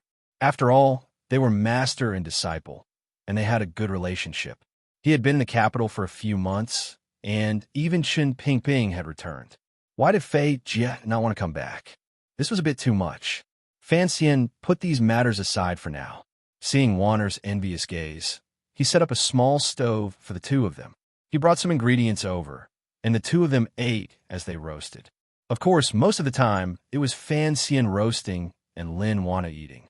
Surrounded by the fragrance, the fiancé launched a gentle attack on the ingredients over the warm charcoal fire. This seasoning doesn't seem to be common. Lin Warner stuck out the tip of her tender tongue and gently licked a sesame seed from the corner of her mouth. She sighed with satisfaction. "It really smells good. You must be joking. Sesame seeds are everywhere. This bit of cumin is not easy to find." Fan Xian thought to himself, if it weren't for his good relationship with the shopkeepers of Qingyu Hall, it would have been difficult to gather all the ingredients he had brought to the summer villa. But what he said was, "If you like it, after we get married, I'll make it for you every day." Lin Warner's expression changed very quickly. Of course, wasn't the kind of change where she would turn her back on him. It was just that when she heard the word, get married, she habitually lowered her head shyly. But today's scene was not very suitable. Her lips were still greasy, and there was a smear of dust on the tip of her nose. No matter how you looked at it, she looked like a little girl who had been secretly eating in her own kitchen. Fan Xian looked at her face and chuckled. Yichun was not a particularly beautiful girl, but for some reason, in his eyes, he always felt that there was nothing to nitpick about her features. There was not a sliver of her demeanor that was not cute. Seeing him laugh at her, Lin Wanner angrily prepared to pounce. Fan Xian hurriedly opened his arms, ready to sacrifice himself to feed the tiger. In any case, the lakeside was far away, and a large cluster of aquatic plants blocked the maid's view. Fan Xian thought he could openly embrace a beautiful woman for the first time. Unexpectedly, Wanner looked embarrassed and forcibly stopped herself from rolling into Fan Xian's arms. Fan Xian shook his head helplessly. He took his handkerchief to the lakeside and wet it. Then he turned around and sat next to Lin Wanner. He stared at her face and very carefully wiped away the dust on the tip of her nose and chin. The two of them were very close. Feeling her husband's gentle and focused gaze, Lin Wanner was extremely nervous. Her hands tightly gripped the hem of her dress. Fan Xian also noticed her nervousness. For a moment, he was at a loss. The hand holding the wet handkerchief paused on the side of her pink cheek. Their eyes met, and it seemed that even the sound of their breathing began to intertwine, rising and falling. They began to mix and gradually increase in frequency. Action was better than action. Without saying anything, Fan Xian lowered his head and kissed her on the forehead. Lin Wanner was startled and then embarrassed. Following that, she was faintly disappointed. However, she didn't have time to hide her disappointment. Fan Xian's lips had already blocked the mouth she was about to pretend to rebuke. It was wet, soft, fragrant, and sweet. Ouch! Fan Xian found that his lower lip had been ruthlessly bitten by the little girl. He quickly straightened up and let his lips escape the scene of the crime. Focusing his eyes, he found that Wanner's eyes were full of smiles. However, there was an additional glimmer of spring radiance in this smile. It was like the lake beside the two of them. The water rippled like a mirror, but there were still slight highs and lows and gentle currents that stirred one's soul. The cutest thing was that when the girl smiled faintly, her white front teeth, she cutely bit down on her fleshy lower lip. Fan Xian's heart skipped a beat. Summoning his remaining courage, he pulled his future wife into his arms, not letting her escape. His finger gently touched her soft cheek.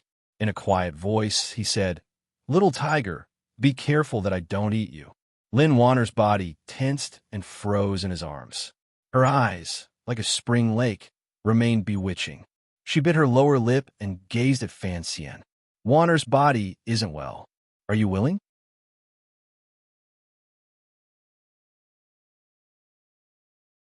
Chapter 118. If he was willing, how could he gain without giving up? But Fan Xian looked at this little wife who was allowing him to taste her. It was impossible for her to transform into Lixiaoyi. His heart was already burning. If he let go now, Fan Xian would despise himself. Eating was eating. There was no need to be polite at the dining table. So the two gradually merged into one person. Although there were trees and water blocking the view, the lake and the mountains were bright and beautiful. The scene of the young couple being intimate was always faintly seen by the servant girls. The servant girls were clever and moved their gazes away. Some bent over to flip the meat. Some turned their backs and pretended to check the girl's makeup box, and some didn't know what to do. They could only lower their bodies and call out softly, pretending to be a poor girl with a sprained ankle. Fan Xian was chewing and didn't notice the demons quarreling by the lake. Ruruo was walking by the forest to digest her food and didn't seem to see this side. And the reason why the servant girls didn't cough dozens of times to prevent such an immoral thing from happening was because of Fan Xian's spoon-feeding policy these days. If one wanted to plot for state affairs, one had to bribe the head of the eunuchs. If one wanted to plot for family affairs, one had to bribe the personal servant girls. Fan Xian understood this deeply, so these days he rewarded them every once in a while. Relying on his position as an assistant minister of the Ministry of Revenue and the fact that Dombo Bookstore was constantly raking in money, he was very generous. The servant girls were very happy, and they had long tilted the scales in favor of their future son-in-law. After an indeterminate amount of time, the two people by the lake finally separated with difficulty breathing. They were panting, and their hair was slightly disheveled. They looked somewhat disheveled. It didn't look like they were intimate, but more like they had fought. Lynn Warner stretched out her hand and ran her hand through her hair. Out of the corner of her eye, she glanced at the distant servant girls. She guessed that no one had seen them, but she was still angry and embarrassed. She glared fiercely at Fan Xian, thinking that this was too absurd in broad daylight. But there seemed to be a lingering sweet scent on her lips, and it made the little girl's heart flutter with sweetness. "What are you afraid of? I've never seen you so uncomfortable at night." Fan Xian quietly laughed in her ear. His finger used a little trick to gently flick her white and smooth earlobe. Juana let out another soft cry. She couldn't hold it in anymore. She clenched her small fist and punched him in the chest. She murdered her husband. In his previous life, Fan Xian and his companions had long since grown tired of this joke. But saying it to his real fiancée by the lake gave him a different feeling. Warner snapped at him, and Fan Xian felt a sharp pain in his wrist. He forced himself not to cry out. He smiled bitterly and said, "It's not a fight between fairies. Why are you so fierce?" The story of the fairies fighting came from the 73rd chapter of The Dream of the Red Chamber. The silly big sister picked up a sachet from the Grandview Garden. On the sachet was an embroidered image of a naked man and woman hugging and sitting cross-legged. The silly big sister did not know that it was an erotic painting and thought that the fairies were fighting. Later, she casually handed it over to Madame Xing, which led to the scene of the Grandview Garden being raided. Originally, no one in the Kingdom of Qing should have known this story.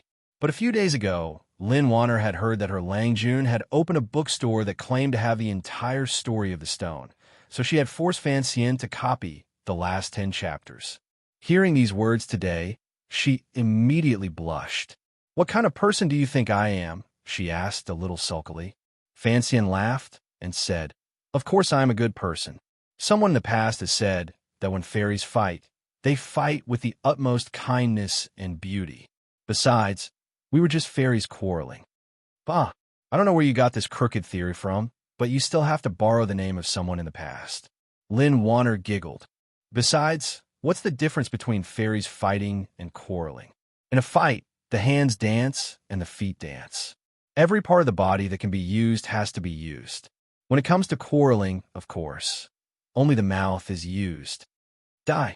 Fan Xian's heart was filled with pride. "Then I'll die on top of you." During the summer retreat from the summer heat, a man and a woman in love were in the midst of a beautiful lake and green mountains. It was the easiest time to pass. In the blink of an eye, it was already noon. The old nannies, who had been left behind by Fan Ro to play Ma Jiao in the front of the manor, finally remembered what they were here to do. They eagerly rushed over and smiled at Fan Xian. It seemed that they had gained a lot from the Fan family during the mahjong game. But Fan Xian still didn't like them. With the arrival of these old nannies, no matter what, he would not be able to get close to them. He had to sit and be polite, and he was far away from Warner. At noon, Fan Xian could not let Fan Xian fool around with roasted fish. The group of people returned to the manor in a grandiose manner. They chose an elegant courtyard, and servants went to prepare food. As they drank tea and chatted, they heard the sound of carriages coming from afar. Fan Xian and Lin Warner stood up at the same time with a smile. It seemed that they both knew who was coming, but they found that the other had also stood up. They couldn't help but look at each other in surprise. They were guests, and they were all guests. But Fan Xian and Lin Warner had invited them separately. At first, they didn't know each other, so when they saw the people in the carriages disembark, Fan Xian and Warner were both surprised. Warner was surprised, but she was also nervous and sad. Fan Xian was surprised, but he was also nervous and had a headache. Lin Warner had invited Yi Linger. She knew of the fight between the two of them outside the royal courtyard, So she had purposely taken this opportunity to have Yi Linger and Fan Xian interact more and eliminate the animosity between them. She also wanted to be the mediator between the two of them. Fan Xian naturally understood Wanner's intentions. He smiled and went forward, cupping his hands in salute. "Greetings, Miss Yi." After what had happened that day, Yi Linger's nose was still sore, but she showed no signs of bashfulness. Instead, she cupped her hands in a chivalrous gesture. "Greetings, Master Fan. Master Fan is skilled, and I am impressed." Fan Xian chuckled, but he had a strange feeling in his heart. Were they going to shoot a historical film in ancient times? Fan Xian watched Yi Linger disembark from the carriage and greet his brother. He lowered his voice and said to Ruo, "Sister, I understand. My future sister-in-law wants to be a mediator." Fan Ruo made a sound of agreement. She smiled and prepared to go forward to greet her brother. Unexpectedly, she heard what Fan Xian said next and stopped in her tracks. She heard Fan Xian say lewdly, "I'm afraid that when your sister-in-law opens the door to welcome guests, she wants to welcome a younger sister." Fan Ruo spat and knocked Fan Xian on the forehead. She scolded him in a low voice. "Let's not talk about my brother's intentions. Even if he wanted to marry, with Miss Ye's status, would she be a concubine?" In her heart, it didn't matter who her brother married, as long as he liked her. In this regard, it was similar to Fan Xian's expectations of her. A fat man disembarked from the other carriage. With the help of a maidservant, he looked around in a panic. Fan Xian gave Ro a look, indicating for her to take Yi Linger to rest. With one hand, he gently tugged on Wanner's sleeve. Lin Wanna looked at the fat man and couldn't help but cover her mouth with her hand, but she still let out a soft cry. When she turned her head to look at Fan Xian, her eyes were full of gratitude. "Go!" Fan Xian encouraged her with a gentle smile, and the two of them walked over to the carriage. When the fat man saw Fan Xian, his originally frightened expression immediately turned into a wide smile. The already wide space between his brows immediately became even longer. He moved forward a few steps and pulled Fan Xian's hand. "Little Xian Xian, so it's you. DeBeo, didn't we agree not to call me that?" Fan Xian said with a pained expression. Lin Wanner was a little sad. She thought that her silly brother, whom she had only seen a few times, seemed to have forgotten her. But hearing DeBeo call Fan Xian, she couldn't help but laugh. "Little Xian Xian?" Fan Xian nodded helplessly. "Thank you."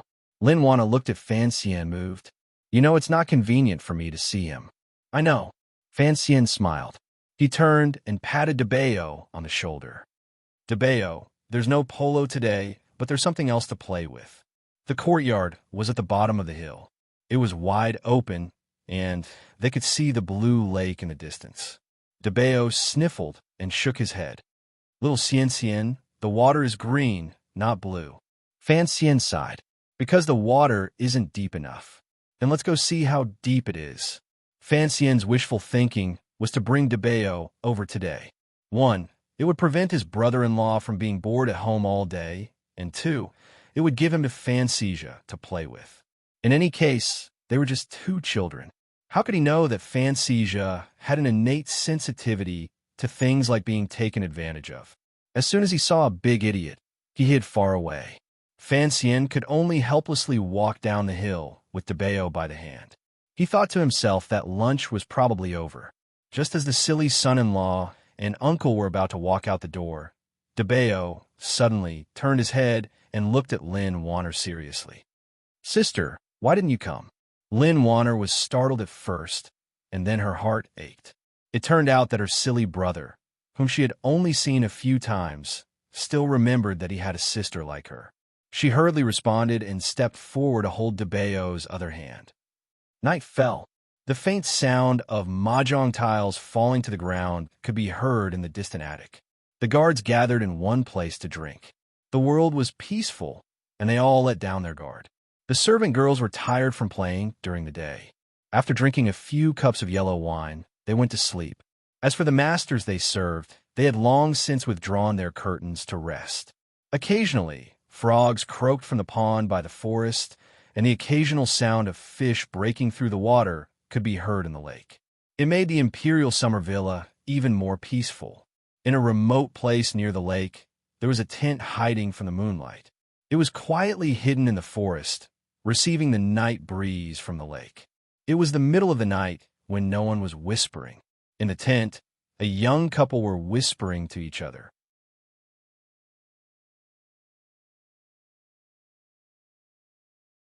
Chapter 119. Aren't you afraid of Si-Chi finding out that you carried me out like this? She sleeps so deeply every day. I don't even need to use the sleeping incense. I don't think she'll wake up. But it's a bit embarrassing just to look at the stars. Can you believe what you say? Then what are you going to do, one? Fan Xian looked at her face with an evil smile. The moonlight outside the tent was not bright, so Lin Wan's face was particularly hazy and beautiful. Lin Wan wrinkled her pretty nose and faked a sigh. What can I do if I let a big pervert like you steal people in the middle of the night? Fan Xian also sighed. I'm also worried that if we keep sneaking around like this after we get married, what if we go back to our bedroom and I don't know how to use the door? What should I do then?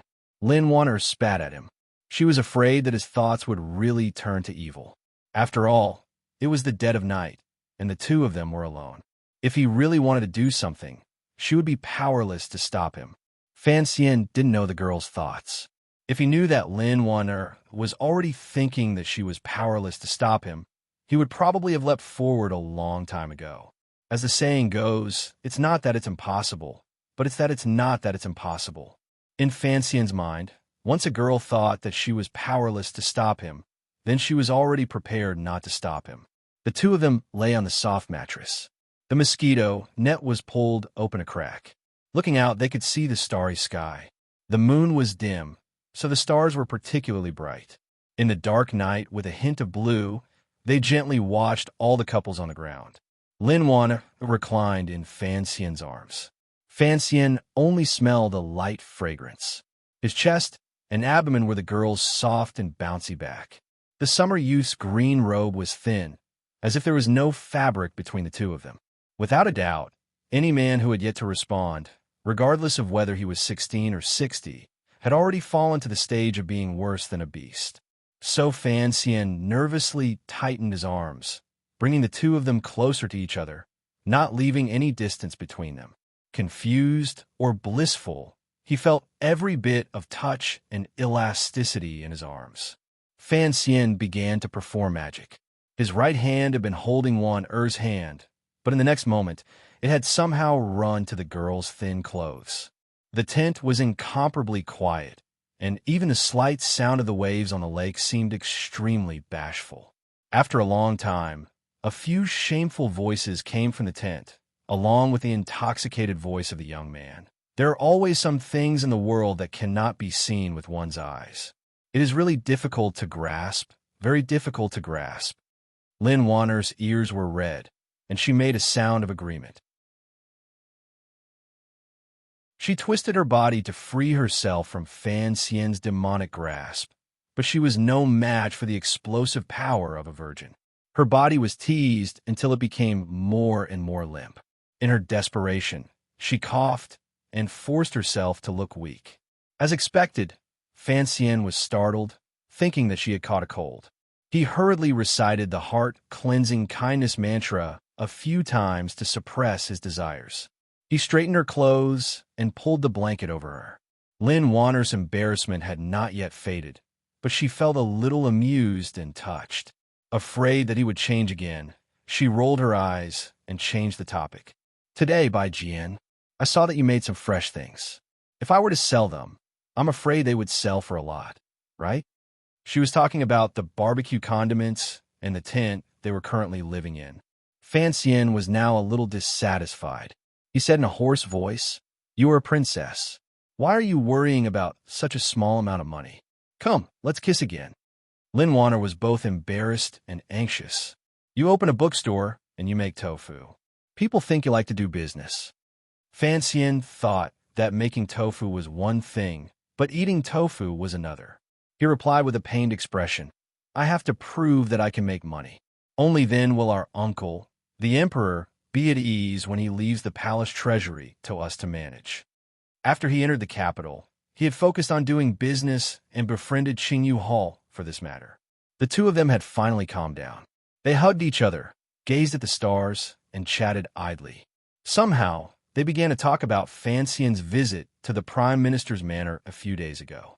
"Father, is he well?" Lin Wanner asked with concern. She rarely saw her father, but she still missed him. Today, she had seen her foolish brother and thought of how her second brother, Lin Gong, had died young. Her father was alone, and he must have been very sad. As his son, she was unable to serve him. Fan Xian knew what she was thinking. He comforted her. "He's fine.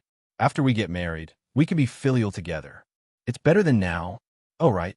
The Prime Minister has really agreed to our marriage." Their voices grew lower and lower until they could not be heard. They disappeared into the quiet night by the lake. As for what else happened that night, they would have to think about it later. The next day, the sky was bright. It was impossible for the two of them to still be in their tents. Otherwise, if the guards and maids found out that their mistress and future master had been affectionate outside all night, it would certainly become the most sensational gossip in the capital. Fan Xian and Lin Wanner opened their eyes on their respective beds. They rubbed their eyes, turned over, smiled, reminisced, and foolishly stretched their bodies.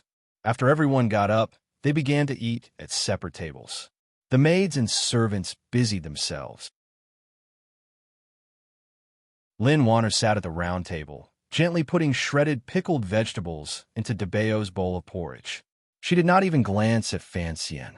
On the other side, Fan Xian smiled foolishly and blew at his sister's bowl to cool it down. It seemed like a special brother-sister bond. Fan Xian and Lin Wanner did not look at each other, but there was some kind of emotion between their brows. The whole hall began to emit the smell of happiness. The sensitive Yi Linger and the intelligent Fan Ro looked at each other suspiciously, and then tacitly averted their gazes. It was still early. After eating, Fan Xian was about to find a secluded place in the woods to exercise and maintain his daily practice. To his surprise, Yi Linger walked up to him, cupped her fists, and asked for his guidance. After Yi Linger returned to the manor, she told her father about the contest outside the royal courtyard. Yi Zhong asked about it in detail and praised Fan Xian's response. He said that Master Fan had been able to evade the assassination attempt and cut open Cheng Jushu. He was indeed extraordinary. Hearing her father's words, Yi Linger was finally convinced of Fan Xian's abilities. But she adhered to the ideals of the Yi family, and whenever she found an opportunity, she would sincerely ask Fan Xian for guidance. Asking for guidance only proved that Yi Linger was not convinced to the bone. Fan Xian rarely trained with others. Back in Danzhou, he was a pitiful character who was beaten by Uncle Wu Zhu. So today, he had the right to give advice to Yi Linger, a 7th-level master. He could not help but feel a little happy. His words of advice were sincere, but Wu Zhu was not a good teacher, and neither was Fan Xian. He could only tell her how to punch straight and how to save energy. He could only start from the surface and could not sum up a complete theory. The so-called little tricks were Fan Xian's current set of killing techniques. But it was not convenient to teach them to others, especially to a beautiful girl with eyes as clear as jade. Besides, Fan Xian was not an honest person who would dig out the heart of anyone he met, so it was impossible for Yi Linger to learn the essence of Wu Zhu's killing techniques. But in the end, she had made some progress. Fan Xian smiled. Today, he had finally seen the Yi family's Luoyuan Sanzhou clearly. It turned out that a simple pair of hands could evolve into so many attacking methods. Even Yi Linger had the power to break through the wind and kill gods. If it had been Yi Zhong or Yi Luoyuan himself, perhaps the coffin breaker would have been enough to break the stone tomb, and the Sanzhou would have been like a withered twig, making it impossible for the opponent to dodge. After a series of punches and palms, Fan Xian was very satisfied with the degree of flexibility of Yi Linger's body. But the way he looked at her slender waist with a smile was a little strange. Yi Linger did not notice his gaze, or she would have been furious. She was still immersed in the perfect coordination of Fan Xian's attacks, the angle of his attacks, and the feeling of their perfect coordination. She was deeply shocked. In short, This was not a bad deal. After a long time, a cry of pain came from the forest. Fan Xian walked out, rubbing his wrist. Behind him, Yilinger also walked out, holding her nose. She had finally become completely obedient. In truth, for everyone in this world, life was like a running account. It was just one step after another, repeating itself day after day. It was inevitable that it would be a little boring. But these two things, power and wealth, seemed to guarantee that a running account would occasionally have some new numbers appear. Fan Xian had kicked Dabao and Fan Xija to the back of the mountain to ride horses and shoot arrows. There were guards to protect them and maids to take care of them, so there was no need to worry too much. Now, in the summer resort, there was only him and the three girls, Wanner, his sister, and Yilinger, sitting in the courtyard, sipping tea and listening to music. Fan Xian smiled as he watched a beautiful girl sing in a low voice. Power was a good thing, he thought. If a princess wanted to hear a song, she could immediately call someone from the capital to sing for her. This girl was a true singer, and with her beautiful voice, she could roam the courtyards of the nobility in the capital. She was also someone who was virtuous. It was only at this moment that Fan Xian realized what it meant to be a man of the kingdom of Qing. He had to fight for power and wealth for the people around him. If he wanted to maintain a seemingly happy and peaceful life, and not become a bandit on the border, or a hard laborer in a brick kiln, perhaps there were some things that were worth giving up. He was a selfish man. He often reminded himself of this.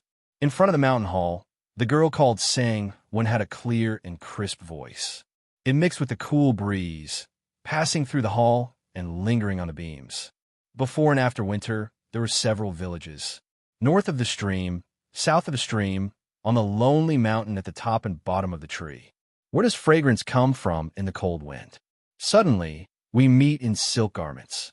When one wakes up from a drunken stupor, the mournful sound of the flute breaks one's heart, and the faint yellow moon.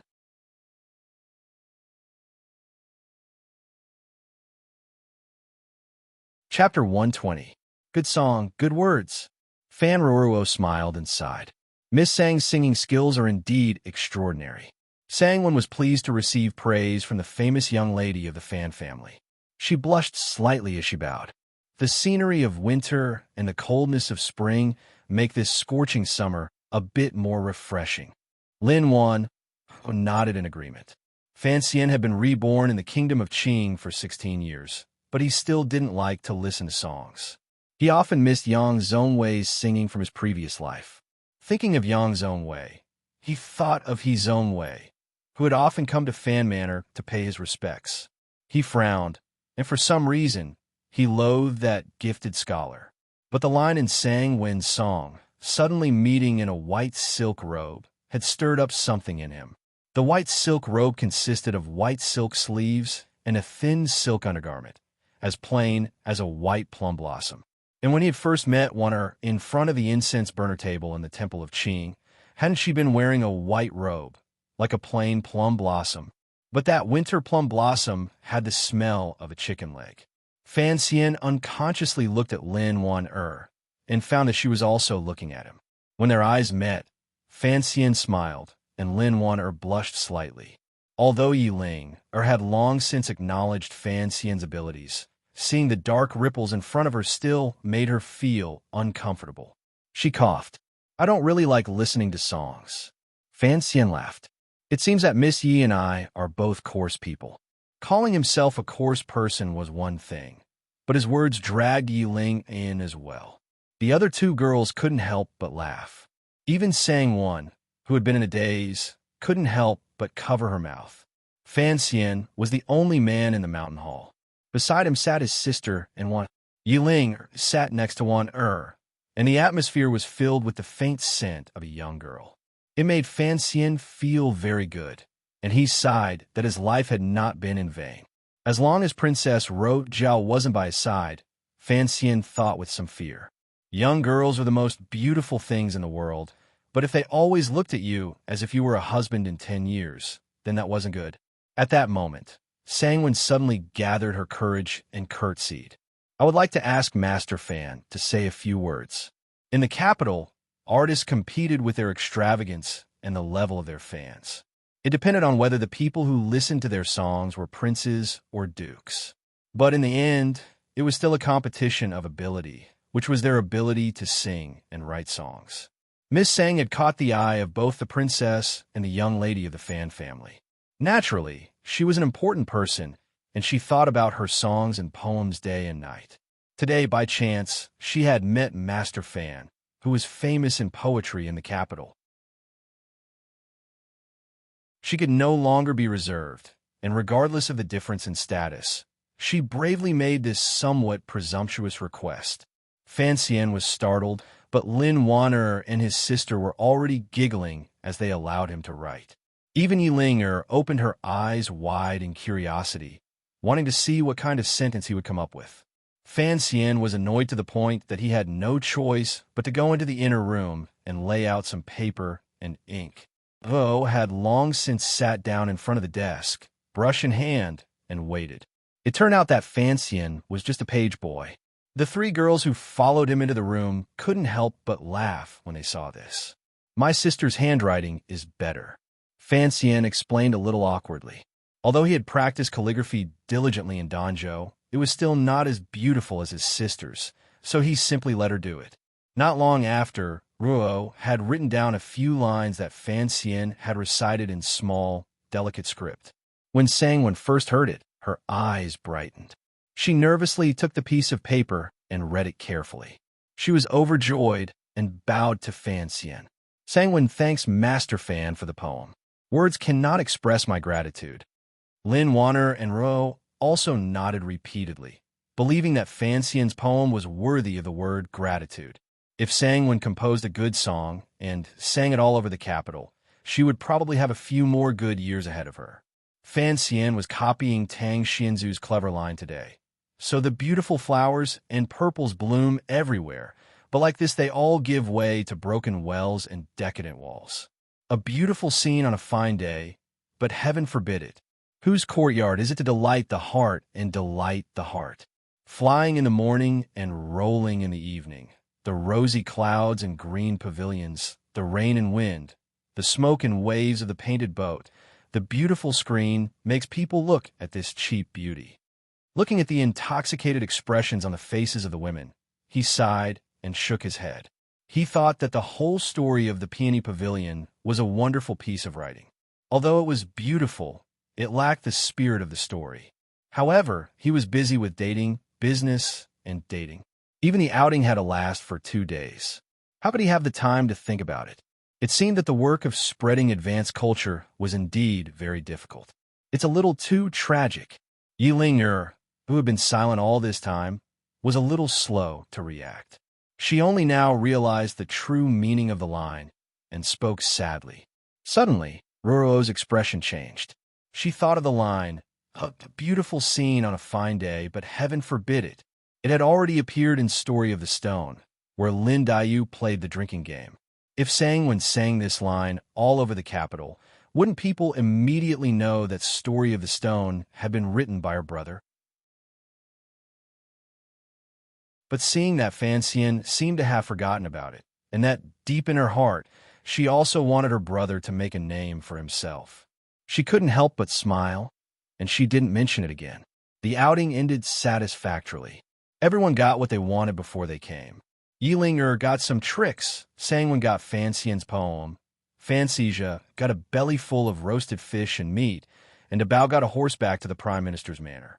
Fan Ro got 2 days of elegant scenery to clear her mind, and Lin Wan'er got the chance to get close to her brother. Fan Xian got the most, but he couldn't say it. If it ended like this, everyone would be happy.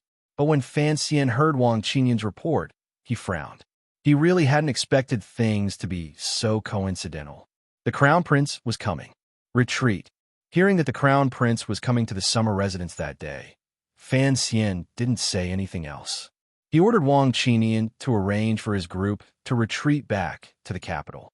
What a joke. If the Crown Prince was coming to spend the summer, would he dare fight for territory with him? Furthermore, the Fan family had always been considered part of the Second Prince's faction.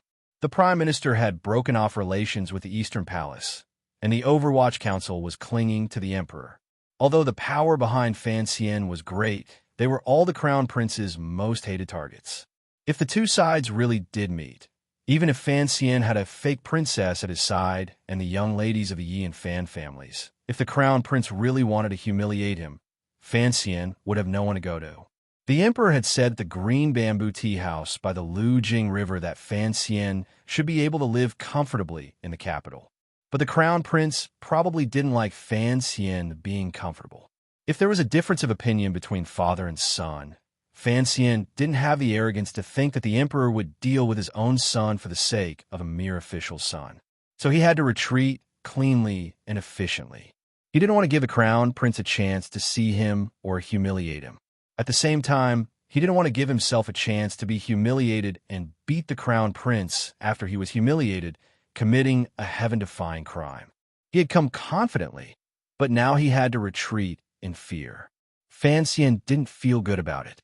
Lin Wanner frowned unhappily. Brother Chengxian wasn't a tiger, so why was her husband so afraid? Yilinger also looked down on Fan Xian, who was afraid of the nobility. So what if he was the crown prince?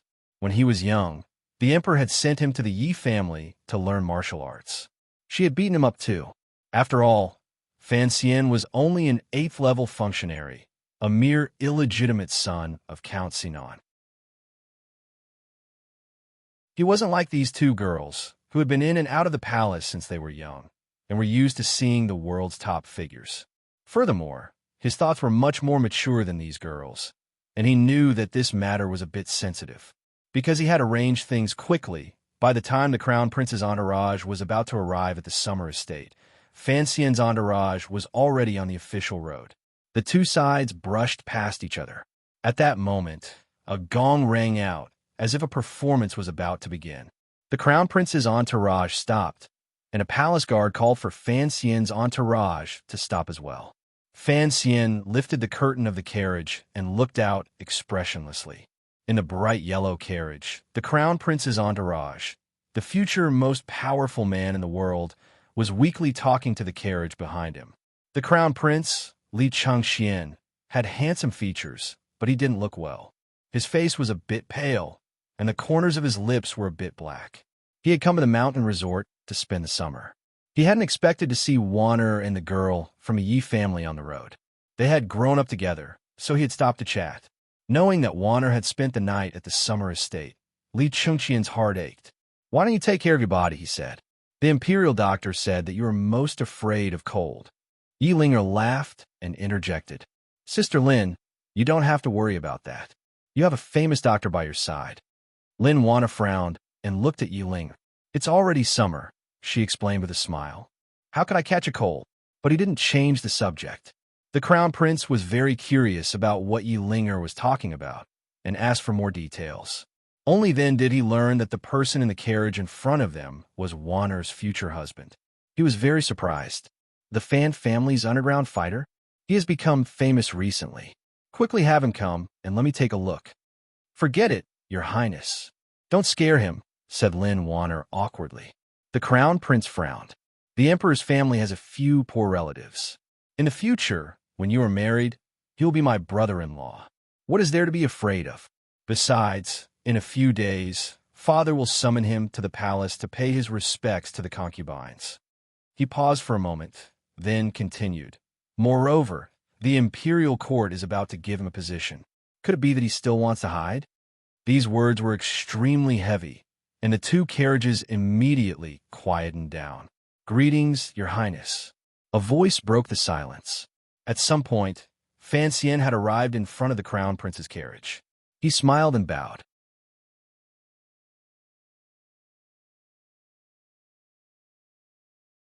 Chapter 121. The crown prince, Li Chengxian, had a weak temperament and a weak body.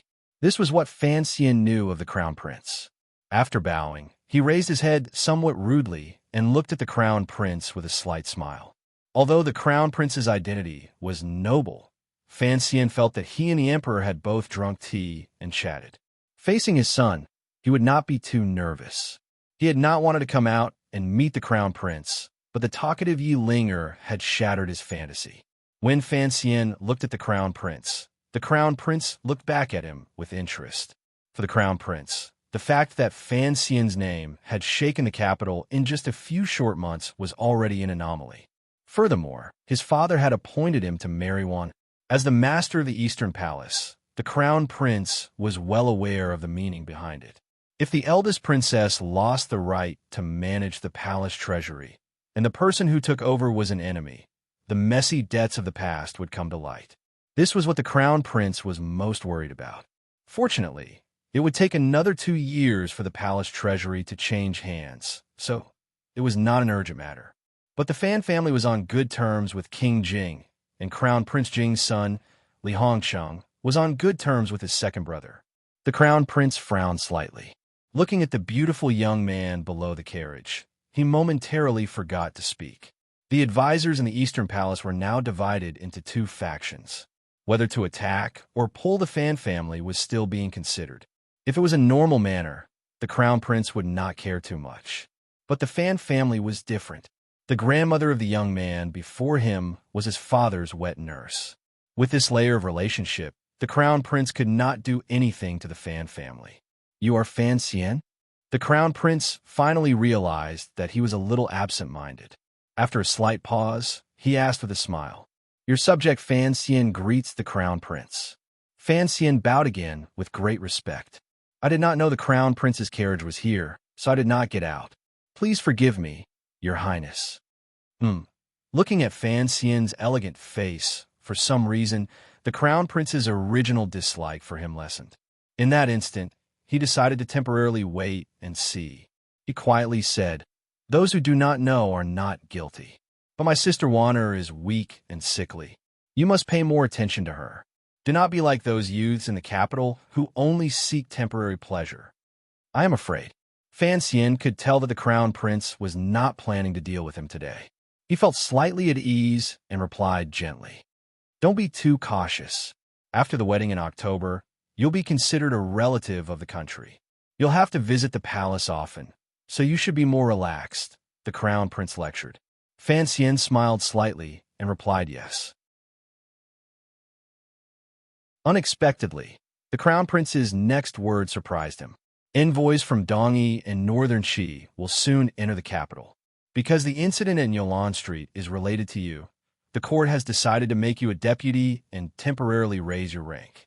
I am informing you ahead of time so that you can make some preparations and not panic." The Crown Prince spoke lightly, thinking that he had unknowingly done Fan Xian a favor. Fan Xian paused for a moment, then said, "I am the functionary of Taichung Temple. I am afraid it would be inappropriate for me to participate in national negotiations." The Crown Prince snorted coldly and said, "If you don't have any achievements, how are you going to face yourself in court in the future?" Fan Xian could tell that the Crown Prince was a little angry. He quickly agreed and thanked the Crown Prince, then moved aside to make way. The Crown Prince waved the black horsewhip in his hand with golden threads and nodded his head in satisfaction. He then turned to Lin Wanner and warmly said, "You should go to the palace more often. I miss you very much." He paused and then said, "Recently, I often have a headache." There was nothing strange in the Crown Prince's voice, and his expression was as gentle as ever. But Fan Xian could see a trace of unease in the Crown Prince's cowardly eyes. Lin Wanner smiled and said nothing. "Crown Prince, let's go." The Crown Prince's carriages began to move, moving slowly in the direction of the mountain resort. Fan Xian didn't dare move until the carriages had disappeared at the end of the road. Only then did he let out a sigh and stretch his stiff waist. He smiled bitterly and shook his head. Being an official is a tough life. "Don't tell me you dare have thoughts of disloyalty?" Yi Ling mocked him. "Linger, don't talk nonsense." Xijia was afraid of Ruo, and Yi Ling was afraid of the little tiger. Lin Wanner was angry, and Yi Ling immediately jumped back into the carriage. Lin Wanner walked to Fan Xian's side and saw that he was still looking in the direction the carriage had disappeared in. She couldn't help but sigh.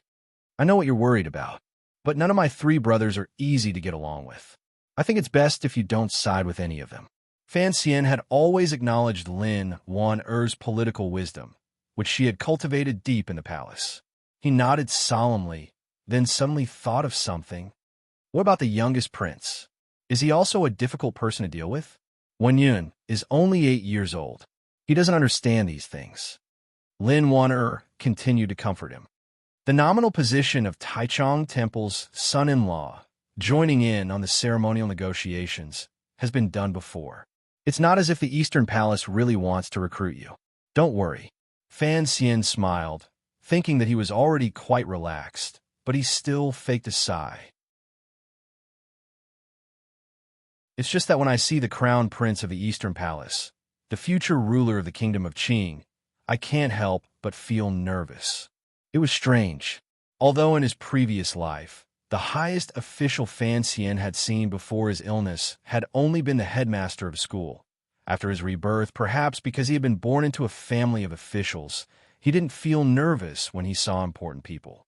Even when he saw the emperor a few days ago, he was able to hide it well. Lin Wan'er couldn't help but laugh. She pulled on his sleeve. Didn't you hear what the crown prince said? Before the wedding, you have to go to the palace to pay your respects to the various concubines. If that ancestor is happy, it's not impossible for him to see you. After walking through a dozen palaces, even if you're nervous, you'll become numb. Ancestor? Fan Xian knew that Lin Wan'er was talking about the Empress Dowager, who lived deep in the palace. For some reason, he shivered. Let's go. Your Highness has already gone so far. Why are you still standing there looking at the horses? But Fan Xizha, who had been silent for a long time, finally couldn't help but yell from the carriage in front. De Bao, who was in the carriage in the middle, heard someone yelling and also yelled happily. Fan Xian laughed. With a wave of his sleeve, he threw all these thoughts to the back of his mind. In Fan Xian's mind, since he was lucky enough to live again, he had to live it to the fullest. Women, money, power. He couldn't complain that it was too little. But after entering the capital, he saw the murky waters and couldn't tell how deep they were. He couldn't help but feel annoyed. Dombo Bookstore's business was good. The last few chapters of Story of the Stone were about to be printed, and money was coming in. In the future, even if he took over the palace treasury, he would find a way to leave it to Qingyu Hall and Fan Xizha. As for the matters of the court, his father, Chun Pingping, and his mother's former comrades would stand in front of him. As for the dangers lurking in the dark, he had Uncle Wu Zhu as his bodyguard. Even if Uncle Wu Zhu didn't want to see the sun like that time on Yulon Street, Fan Xian felt that he had the ability to protect himself. So all of a sudden, he felt that he had the potential to become a free and unfettered rich man. This was still just a fantasy. He and the people around him all knew this. Snapping his fingers, Fan Xian looked calmly at the dirt road outside the carriage window. What a coincidence, he said. North, south, east, west, and west of the capital, there are 13 royal residences, 2 temporary imperial residences, and 1 hunting ground. Given the crown prince's status, he could use any of them. Why did he come to the summer estate today? The summer resort is far from the capital, and it's quiet. That's why we chose this place first.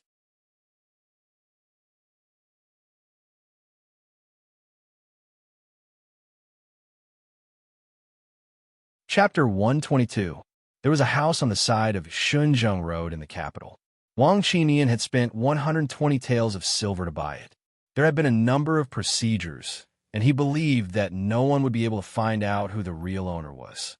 Fan Xian frowned as he looked at the 2 men tied up tightly in the corner. Their mouths were stuffed full of smelly rags, and their faces were red. Tears were streaming from the corners of their eyes. They couldn't speak, and they couldn't kill themselves by biting their tongues. Were they caught? Fan Xian asked quietly. The 4th Bureau personnel behind Wang Qinian bowed and replied, 7 miles outside the city, Sir Wang found traces of the other party. After they were stopped by us, they tried to quibble, but they couldn't withstand our investigation, so they admitted to it. After you left the capital yesterday, these 2 people have been following you. I don't know what method they used to inform their people, but I don't know what relationship they have with the Eastern Palace to arrange this coincidental meeting. Fan Xian furrowed his brows. He had not thought that his random guess would actually reveal a clue to a conspiracy. It looked like it was not that he was too wise, but that his enemies were too stupid. Jingdo was too dark, and everyone had a forked black tail behind them. He also understood that the investigation his subordinates spoke of must have involved torture. But since they had admitted to it, no one cared what methods they used. "Did you find out who they were?" Fan Xian asked Wang Qinian in a low voice. Wang Qinian shook his head. "The less I know, the better. So I waited for you to interrogate them personally." Fan Xian nodded. He was happy with his cautiousness, but then he fell into deep thought. He looked at the two men in the corner and could easily see something else in their eyes. They had such a determined expression, but had not been trained in torture. Firstly, they couldn't be from the Overwatch Council. Secondly, they couldn't be from the palace. They had already been examined and found not to be eunuchs. So the most likely culprit was the second prince's personal power. Of course, the great prince at the foot of Een Mountain couldn't escape suspicion. At that moment, Fan Xian suddenly thought of something his father Count Sinan had said. When you don't know who your enemy is, don't make random enemies. Even if you know who your enemy is, so what? If he found out that it was the second prince who did it, could he really kill his way into the manor? Fan Xian smiled bitterly. He knew that some things were better left unclarified. There's no need to ask. Fan Xian rubbed the space between his brows. It seemed he was a bit depressed there. Kill them all. Yes. His subordinates were all malicious spirits of the Overwatch Council, so they were not surprised by this bloody order. They calmly walked forward, pulled out the knives at their sides, and stabbed them into the waists of the two men. Two spluttering sounds rang out, and the two men's feet kicked wildly. Their eyes rolled back, and they died. "Bury him properly," Fan Xian ordered. He didn't put on any pretentious expression of sorrow. "Yes," the subordinate replied. After leaving the courtyard, they walked through the small alleys of the capital for a long time before they stepped onto the main road. Wang Qinian accompanied him for a walk, maintaining the silence and courtesy that a subordinate should have. Fan Xian suddenly said, "When will the envoys from Northern Qi and Dongyi arrive? The council should have this information."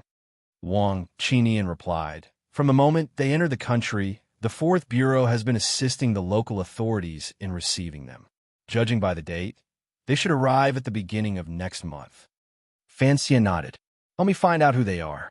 Also, he paused for a moment. "If this doesn't count as breaking the rules, could I trouble the council to ask our spies in Northern Qi to bring back some information? It would be best if they could find out what the bottom line the Northern Qi envoys are negotiating with is." Wang Qinian had heard the Crown Prince's words earlier, so he knew that Master Fan was going to be the assistant envoy. He spoke in a low voice. "Yin Bingyun, the son of the head of the Fourth Bureau, Yin Ruohai, has been lurking in Northern Qi for 4 years. He's had some success, so I reckon he should have some good information." Fan Xian reminded him, "Don't talk about this kind of thing too much in the future. If Northern Qi found out, I'm afraid Master Yan's son would be in danger." Wang Qinian smiled. "Master, as the commissioner, you have the authority to know about this." Fan Xian also smiled. "It's better to know less about this kind of thing that involves taking responsibility." Wang Qinian looked at the gentle smile on Fan Xian's handsome face and thought of the murders in the council. He couldn't help but feel a little strange. If it's better not to know, then why do you still need to investigate? The deaths of those two men don't seem necessary. Fan Xian calmly replied, "Although it's better not to know, we still need to investigate. Those two men must die, because I have to let others know that I know what they don't want me to know. The two lives are a warning to them not to try to manipulate me again. It seems that Yolan Street didn't make those high and mighty people behave themselves. The death of my brother-in-law at the foot of the Tsang Mountains was caused by Sigajian. Perhaps they think I'm easy to bully?" Although the series of no was a bit of a tongue twister, and Wang Qinian was a bit confused, he gradually understood the meaning and nodded. Fan Xian suddenly smiled. "Don't worry. I've never seen blood or dead people. You don't know how I grew up." In the days that followed, the world was peaceful. The deaths of the two nameless men didn't seem to matter. But Fan Xian was sure that this matter had already begun to take effect. Occasionally, he would go to Taichung Temple to do his morning roll. Occasionally, he would go to Dombo bookstore to collect money. Occasionally, he would go to the tofu shop to work. Occasionally, he would go to the Prime Minister's manor to get closer to his future father-in-law. Occasionally, he would sneak into the royal courtyard to fall in love. Occasionally, he would stay at Fan Manor to tell his sister stories and copy books. That night, he washed up and prepared to go to bed. His gaze fell on the black leather suitcase that had been carelessly tossed to the side. He didn't know what was in the suitcase, so he was naturally curious. But after staying in the same room for so long and not knowing where the key went, he couldn't help but feel a bit numb. Of course, if he knew that Shin Ping also cared about the suitcase, he would certainly reevaluate its value. He wouldn't just toss it in the room like trash. Instead, he would dig a large hole under the bed and cover it with 3 layers of steel. Where was the key? It was as if God had suddenly heard the greatest question in his heart. A cold voice rang out in Fan Xian's ear. The key is in the palace. Then, without any wind, a black stick came from the heavens and smashed viciously into Fan Xian's back. There was a muffled sound. Fan Xian couldn't dodge in time and was heavily knocked to the ground. His back hurt, and he coughed in pain, blowing a few strands of dust from his face. You've regressed. Although Wu Zhu's voice was emotionless, it was clear that he held a rather negative attitude towards Fan Xian's performance. Uncle? Fan Xian had grown accustomed to this kind of life. With great difficulty, he crawled up from the ground. He slowly circulated the Jinqi in his body, alleviating the pain in his back. Looking at the dark corner of the wall, he couldn't help but whisper, Uncle, I haven't seen you for so many days. I've been worried to death. Wu Zhu was not used to the passion in his words. He coldly took half a step back and coldly cut through Fan Xian's lies. I know, you're not worried about me. Fan Xian smiled somewhat bitterly. He really wasn't worried. Wu Zhu was a perverted grandmaster assassin. He believed that no matter where he went, he would be fine. But Fan Xian hadn't seen him for a long time, and he really did miss him. He was curious as to what he had been up to. Perhaps Uncle Wu Zhu had always been by his side, and he didn't know? Wu Zhu continued, the key is in the palace. The second repetition brought Fan Xian back to his senses. He frowned slightly, and then suddenly understood. So you've been looking for the key all this time. This is the lady's relic. I shouldn't have listened to Chen Ping and left the key in the capital. Wu Zhu's tone was still indifferent. I've been looking in the palace for a few days, and I've come up with 3 possible places. Too risky. Fan Xian growled in a low voice. Deep in his heart, he was a little angry. Although Wu Zhu had the power of a grandmaster, the palace was no place to be trifled with. The guards were all experts, and Fei Jia had once mentioned that the most mysterious of the 4 grandmasters had always been hidden within the palace. Wu Zhu had risked staying in the palace for so many days. If he had been discovered, the mysterious grandmaster would have acted. With the addition of 500 armed guards, even if Wu Zhu's skills were divine, he wouldn't have been able to come out alive. As if he hadn't noticed Fan Xian's anger, Wu Zhu continued to speak. Do you want the key? Fan Xian calmed down. He understood why Wu Zhu had come today. Wu Zhu had always been a person who hid in the dark.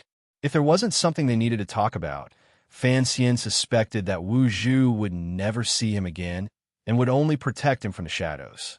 And tonight, Wu Zhu had come to ask for the key, not to ask for Fan Xian's opinion, but because this matter required his participation.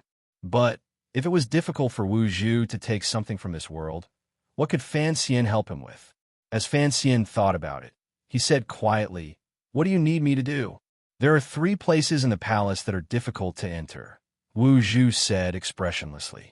Fan Xian was curious about which 3 places they were and asked, Xingqing Palace, Hanguang Palace, and Guangxin Palace. Fan Xian smiled bitterly. Within the palace, these 3 places were the most heavily guarded. They were the residences of the emperor, the empress dowager, and the eldest princess. Not only were they the most difficult places to enter in the palace, but they were also the most difficult places in the world. I want you to think of a way to get that eunuch Hong Xixiang out of the palace for 2 hours. Fan Xian frowned slightly. Eunuch Hong? The head of the palace eunuchs. a senior statesman of 3 dynasties. I heard that he has been in the palace since the founding of the nation and has great power. But if you want to steal the key from the palace, why do you want me to trick him out of the palace? What does this have to do with anything? He suddenly understood something and raised his head in surprise to look at the black cloth on Wu Zhu's face. With a trembling voice, he said, "Could it be that Eunuch Hong is the most mysterious grandmaster in the legends?" Fei Jie had once said that of the 4 great grandmasters, one was Sigu Jian of Dongyi City, another was Ku He, the imperial advisor of northern Qi, and another was Yi Luyun of the kingdom of Qing. The last one was also from the kingdom of Qing, but no one knew who he was. Even with the power of the Overwatch Council, they could only vaguely sense that this great grandmaster was hiding in the royal palace of the kingdom of Qing. Wu Zhu shook his head. "I don't know. I haven't fought him, but I do know that in the palace, the one who can most easily find me is the eunuch Hong Xixiang." Fan Xian nodded. In his mind, given Wu Zhu's cautiousness, this old eunuch Hong must be an unfathomable figure in the palace. If even Wu Zhu was afraid of him, then perhaps eunuch Hong's identity as a grandmaster was already on the verge of being revealed. Given Wu Zhu's cold temperament, he could even kill Yi Luyun, but he couldn't kill him. Naturally, he wouldn't fear any grandmaster in the world. Last time, he had attacked violently to hide his relationship with Fan Xian. This time, however, he was trying to steal the key, so his style was somewhat different. Fan Xian thought about his recent arrangements, connecting the matter of envoys from northern Qi and Dongyi, but he still couldn't think of a good way to establish a relationship with the head eunuch in the palace. It was also not convenient to ask his father for help. Otherwise, he would have to explain many things that he didn't want to explain. Suddenly, his eyes brightened. One should know about the palace. She lived in the palace until the beginning of this year, and only moved out at the beginning of this year. Tomorrow, I'll go see her. Wu Zhu looked at him non-committally and said coldly, "I only want you to drag Hong Xixiang out of the palace for 2 hours. As for how you do it, that's your business." Fan Xian shrugged. "Uncle, you always give me the most difficult tasks." This was a naughty joke, and he hadn't talked to Wu Zhu for a while, so he seemed to have forgotten that Wu Zhu didn't have much of a sense of humor. Wu Zhu said seriously, "Then I'll go kill Hong Xixiang. Whether I succeed or not, I can probably stall him for 6 hours. You go to the palace and find the key." Fan Xian found that he had picked up a hot meteorite and smashed it on his foot. He quickly said with the utmost respect, "It's just to steal something. It's not too risky to challenge Hong Xixiang. I'll try to get in touch with him." After Wu Zhu left, Fan Xian remembered that he couldn't find him. If he did arrange everything in the future, how would he inform this blind uncle? Lying back on the bed, he looked at the black suitcase in a different way. If the key had to be placed in the most heavily guarded place in the palace, then there must be something very important or terrifying hidden inside the suitcase. For example, a map of the border, a list of high-ranking spies in the Overwatch Council that his mother had created, or a map of the Yi family's treasure. Fan Xian could no longer sleep peacefully. He stood up and kicked the suitcase under the bed, as if he felt that it would be much safer this way. Fan Xian calmly went to Ruo's room and asked her for some needles for sewing. Ruo couldn't dissuade him, so she took out a few small needles from the box and handed them to him. She was curious. Looking into her brother's eyes, she asked, "This is for embroidery. Is your clothes torn? You can give it to the servant girl." Fan Xian smiled. "It's much more complicated than sewing clothes." He thought for a moment, then said, "Don't let anyone know that I took 3 needles from you." Fan Ruo nodded, confused. The wedding was imminent, and Fan Manor had already begun preparations. There was something strange about Fan Xian and Lin Wan Er's marriage, so all the rules had to be re-established. At least, it wouldn't be like other consorts, where the royal family arranged the prince consort's mansion. After all, Lin Wan Er's status as a princess had always been limited to the palace. If it were to be done in the capital, it would probably give rise to rumors. The newly married mansion was next to Count Sinan's. It was just an empty garden, but Fan Xian had begun preparations for it at the beginning of the year, so it had long since been taken care of in splendor. There was a door in the back garden of the two courtyards, so the front and back manors were connected. The main entrance to Fan Xian's courtyard was on the opposite side of the street. It had been very quiet in the past few days. The workers had stopped working long ago, and the trees and rockery had long been taken care of. They were nourished by the wind and water. Because there weren't many people around, the large courtyard seemed very quiet. No one wanted to stay there for long. A black shadow floated by. It was Fan Xian. He had quietly come to the courtyard, holding a piece of tofu in his right hand and 3 silver needles between the 4 fingers of his left hand. He found a secluded place and carefully placed the tofu cubes between the branches of the willow tree. The tofu had become extremely tender after he had improved it, so it was placed there trembling as if it could break at any time. Fan Xian closed his eyes and slowly increased the tyrannical jinqi in his dantian. It flowed through the top of his head and into the snow mountain behind his waist, forming 2 jinqi channels, one large and one small. He allowed his entire body to enter a state of tranquility without a single stray thought. The wind rose, and Fan Xian's entire body became a gust of wind, blowing toward the center of the willow tree. With a light touch, the tips of his feet valiantly stopped his forward fall, and with a sudden sound, he used his control of his body to bounce back. It was like a crafty fish playing with a fool's hook. After a while, he slowly walked forward with his hands behind his back, squinting at the piece of tofu in the willow tree branch. There were 3 thin needles on the tofu, and they were trembling slightly. In that split second, he had inserted the needles into the tofu with incredible speed and arranged them in the shape of a triangle. Based on Fan Xian's understanding of the human body, if this technique was used to kill someone, it would certainly be very effective. He retrieved the needles with satisfaction. Ever since Nilan Street, he had been searching for a weapon that suited him best. Wu Zhu's weapon was a stick-shaped object. Whether it was a wooden stick or a simple iron drill, in Wu Zhu's hands, it was a deadly weapon. This was the result of his realm. Fan Xian knew very well that for him, a handy weapon could save his life many times. In fact, he very much liked the slender dagger at his boot. Whether it was in Danzhou or Nilan Street, the sharp dagger that Fei Jie had left behind had already helped him twice. However, this dagger could not be brought into certain places, such as the royal palace. And Fan Xian knew that since the key was in the royal palace, he was afraid that, in the end, he would have to be like the swordsman in the novels of his previous life and break through the forbidden area. Wu Zhu's stick and words yesterday had stimulated him a little, and he had found some passion again. He looked at the 3 needles on his finger, reflecting the light of the rising sun, and couldn't help but frown. What kind of poison should he apply to them? Once he had a goal, he did things with passion. So when Fan Xian passionately entered Lin Wan'er's boudoir on a dark night, she couldn't help but be pleasantly surprised. After all, it hadn't been that long since their last outing. After a moment of intimacy, Fan Xian pretended to casually ask about matters in the royal palace. Lin Wan'er had grown up in the royal palace and was quite familiar with its people. She wasn't curious why her fiancé was suddenly interested in this.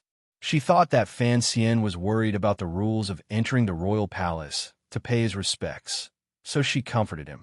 The concubines in the royal palace are all very good to me, and His Majesty doesn't like women. So it's not like the old emperor of northern Qi who died a few years ago, who had an endless supply of beauties. Besides Her Majesty, there are also the great prince's mother, Ning the Talented, the second prince's mother, Lady Shu, the third prince's mother, Yi Guipin, and a few other concubines. I don't think I need to pay my respects. Fan Xian thought that those concubines naturally wouldn't want to offend her mother, the eldest princess, who was deeply favored by the Empress Dowager and controlled the palace treasury. He shifted his body on the bed to make holding Wan'er more comfortable. Why is the great prince's mother only a talented person? He asked curiously. Lin Wan'er explained, Ning the Talented is from Dongyi. She was captured by His Majesty on his first northern expedition. I heard that on the battlefield His Majesty was injured, and Ning the Talented took care of him day and night. So His Majesty freed her from slavery, and she entered the royal palace, where she gave birth to the great prince. But after all, she wasn't a citizen of Qing, so even though she saved the emperor and gave birth to his eldest son, she still couldn't win the Empress Dowager's favor, so she couldn't be made empress. Besides, she was already an imperial concubine. But 10 years ago, something happened in the royal palace. His Majesty was furious, and he stripped her of her position, demoting her to a talented person. Fan Xian was slightly startled, thinking that the struggles in the royal palace were as complicated as he had imagined. Lin Wan'er sighed and continued. Fortunately, eldest brother's military exploits in the West are outstanding, so Ning the Talented is able to maintain her position in the royal palace. But now she seems to understand many things and is quite content in the royal palace. In fact, I used to often go to her royal palace to play, but I haven't gone as often in the past 2 years. Fan Xian asked about some of the secrets of the royal palace, and Lin Wan didn't hide anything from him. In the end, Fan Xian finally asked about the topic of the night. Very casually, he said, "I hear that the head of the eunuchs, Eunuch Hong, is very powerful in the royal palace." Yes, Lin Wan was not a little tiger that night, but a kitten. She snuggled in his arms and gently rubbed her face. Eunuch Hong has been in the royal palace since the founding of the country. When the previous emperor was on the throne, he was trusted. Today, he still maintains his position as the head of the eunuchs, but he is old and doesn't care much. He basically stays in the Empress Dowager's palace. In the Empress Dowager's palace? Fan Xian's heart suddenly surged with many dark historical memories. "What is it?" Lin Wan asked curiously, her two large eyes blinking. Fan Xian pinched the tip of her cold nose and smiled. "It's nothing. It's just that if I want to have a good relationship with the royal palace, I have to do something about Eunuch Hong." "That won't be necessary," Lin Wan'er explained. "This old eunuch only walks around the royal palace. He doesn't care much." Fan Xian couldn't tell the woman in his arms about his plans, so he could only smile. "Leave a message for me to see when the royal palace will summon me." Lin Wan'er was embarrassed, but she didn't forget to tease him. "I think it'll be a few days." "What? Are you in a hurry?" "Of course I'm in a hurry. With such a good daughter-in-law outside, who wouldn't be in a hurry?" Gradually, the second floor of the building in the royal palace returned to silence. Looking at his fiancée, sleeping soundly in his arms, Fan Xian unconsciously sighed. There were always many other things in life, and he hoped he could handle them well. The next day, when he went to Taichung Temple for morning attendance, Run Shaoqing mysteriously pulled him to one side and lowered his voice. "Do you know about that matter?" Fan Xian looked at the man's 30 or 40-year-old face, which still had traces of the handsomeness of the past, and played dumb. "What matter?" Rin Shaoqing sighed. "The office of the Grand Herald sent a message this morning, saying that they want to transfer you over there." The office of the Grand Herald was responsible for receiving foreign guests and handling matters between countries. Fan Xian was startled. He knew that the matter the crown prince was talking about had begun.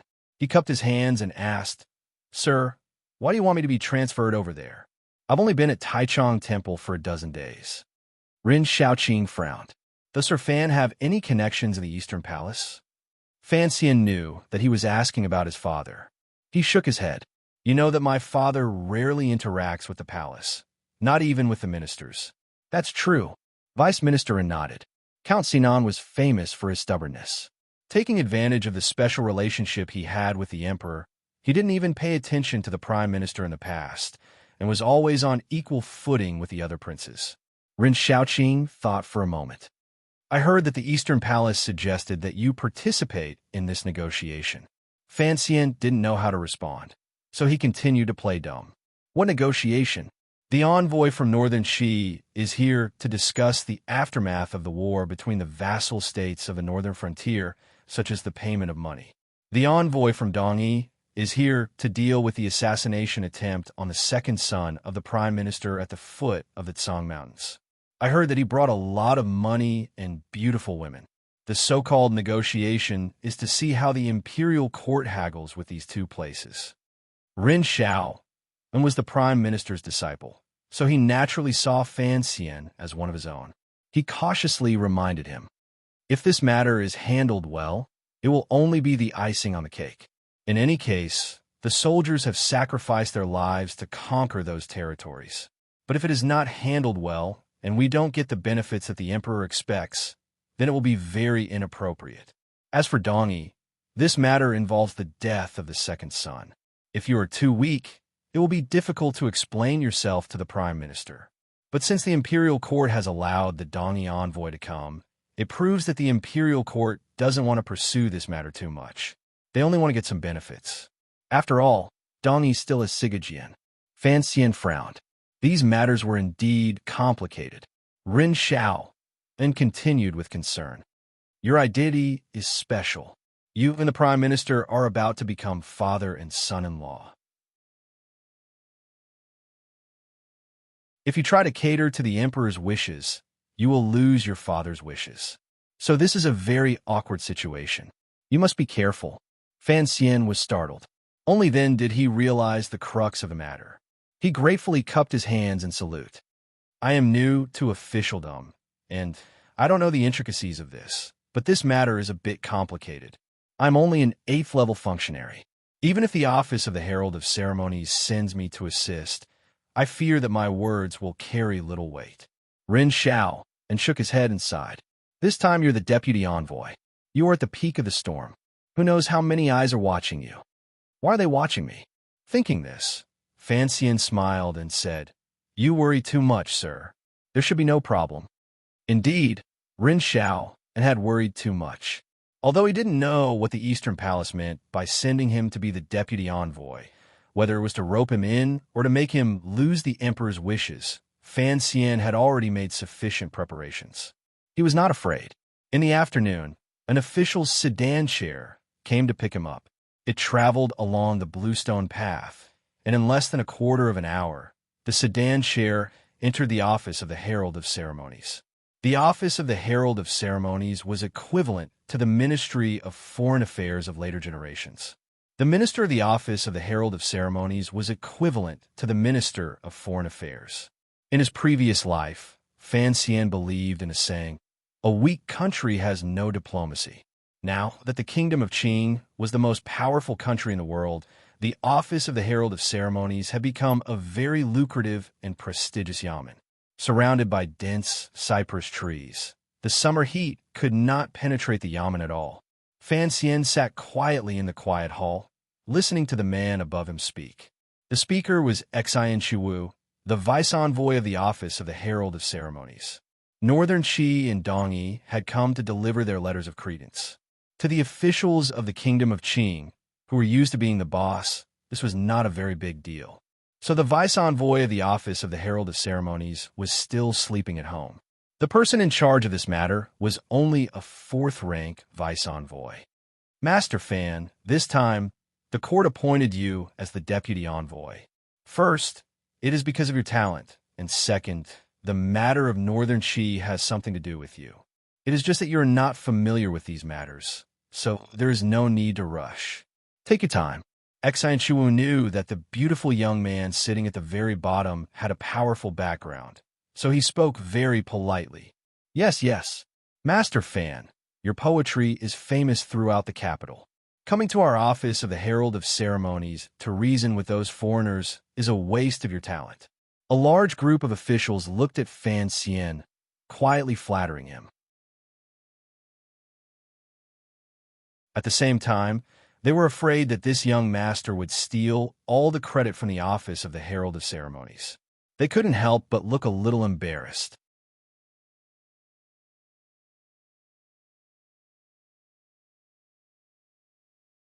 Chapter 123. Fan Xian did not dare to be careless. He quickly stood up and bowed, then cupped his hands in salute. He looked at the diplomatic officials of the Kingdom of Qing with a warm expression and said sincerely, I have only been in Taichung Temple for a few days, and I do not even understand the music of the court. The palace appointed me as deputy, presumably to let the Northern Qi rebels see that the people of the Qing kingdom cannot be casually killed. They only want me to be a memorial. They don't actually want me to do anything during the negotiations. He chuckled and continued. I know nothing about the relations between nations. I only hope that I will not be a hindrance to you. I hope you will not hesitate to enlighten me. After all, he was not someone who had been in the bureaucracy for a long time. Fan Xian's words were a bit excessive and reckless. But this kind of straightforward speech actually made the officials of the Chamberlain of Dependencies feel very comfortable. Originally, when they learned that Assistant Minister Fan's son was going to participate in the negotiations, these self-proclaimed professionals of the kingdom of Qing always felt a little uncomfortable. It was like a group of carrion crows, and suddenly a vulture had flown in for a bone. Since Fan Xian had made it clear that he was not here to fight for credit, the people of Honglu Temple were naturally much happier. Xian Shuwu also nodded his head in approval. Of course, everyone knew that if they could successfully demarcate the border, they would be able to obtain a large amount of tribute silver and be rewarded accordingly. This nobleman, who was clearly here to gild his name, would certainly receive what he deserved.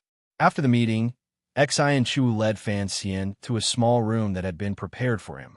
He pointed to a large cabinet filled with documents and said, "The relevant information is all here. The most important thing in this negotiation is that Northern Qi wants to give some silver in exchange for a large piece of land, which we have already occupied. Dongyi does not have any requests.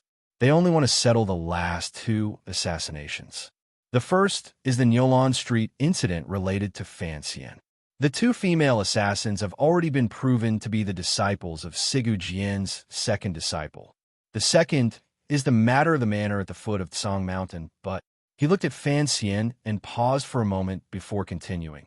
As you know, that matter is a bit complicated, so the court will not be able to come up with any good evidence." Fan Xian nodded, smelling the stale air in the room. He began to feel a headache coming on. Would he have to deal with these things for the next few days? As if reading his mind, Vice-Chancellor Xian smiled and said, "If Master Fan does not wish to stay on duty, you may take it home with you. But you're not allowed to take a single step out of the yamen, as long as it is marked in red." Fan Xian was overjoyed. Although he knew that the old man did not want to see him as an eyesore, he still gratefully said, "To tell the truth, I have no idea why I came here today. If you do not mind my laziness, I am willing to sleep at home every day." For a mere 8th-level functionary to make such a joke with a 4th-level vice minister of Honglu Temple, Fan Xian reckoned he was a rare anomaly in the Qing kingdom. Xian Shuwu paused for a moment before bursting into laughter. He lowered his voice and said, "Master Fan, the Eastern Palace has high hopes for you." Fan Xian smiled. Now that he knew who Xian Shuwu was, he did not dare to be vague. He quickly replied, "Please do not worry, sir. I understand. My father often teaches his sons that as an official, I must abide by the rules of an official." Hearing this reply, Xian Shuwu, who was the crown prince's confidant, nodded with satisfaction. "Count Sinan is devoted to the country. I have always admired him." The 2 of them exchanged a few more indifferent words before Vice-Chancellor Xian left. Fan Xian watched him leave and gradually narrowed his eyes. His father had indeed said that as long as the crown prince was on the throne, the Fan family would naturally be loyal to the crown prince. But even Fan Xian himself did not believe these words. Xian Shuwu, who was clearly a member of the Eastern Palace, would not believe it so easily.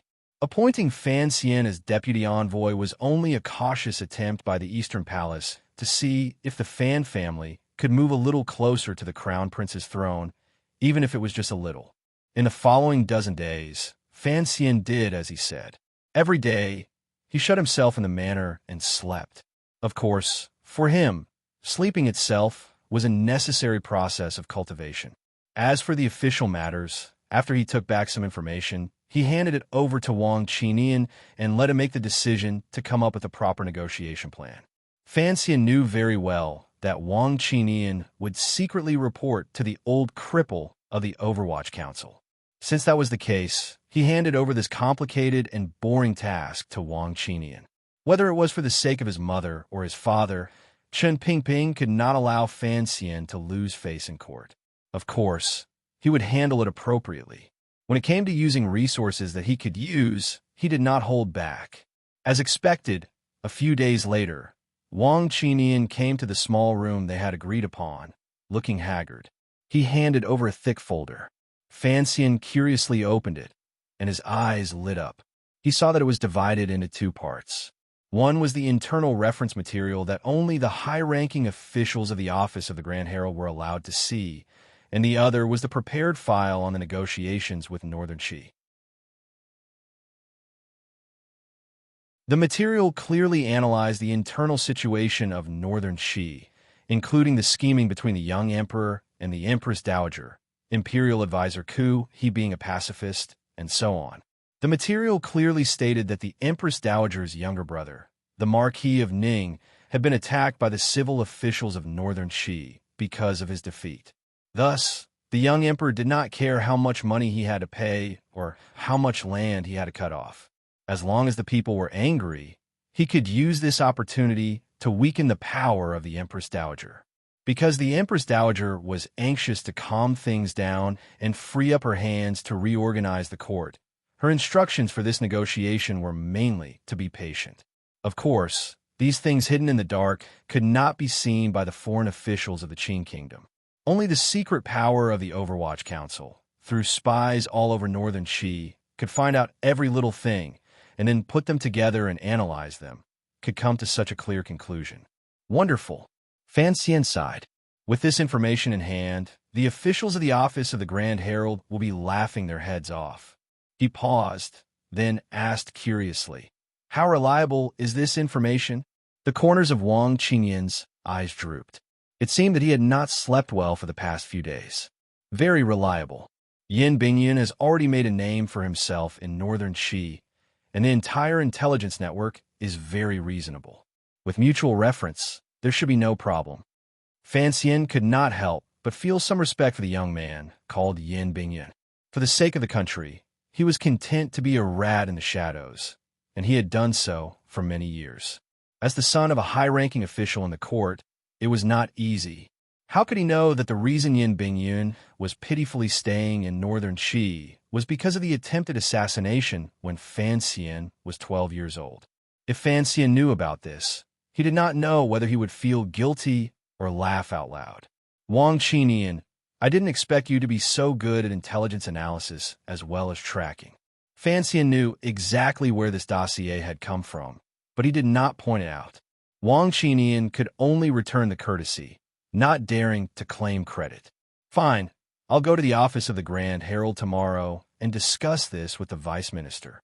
Fan Xian saw that Wang Qinian seemed to want to say something and asked curiously, "Is there anything else?" Wang Qinian said awkwardly, "Sir, this information cannot be given to the office of the Grand Herald." Why? Because the secrets involved are of the highest level. The entire office of the Grand Herald, including the Minister of the Grand Herald, has no right to access them.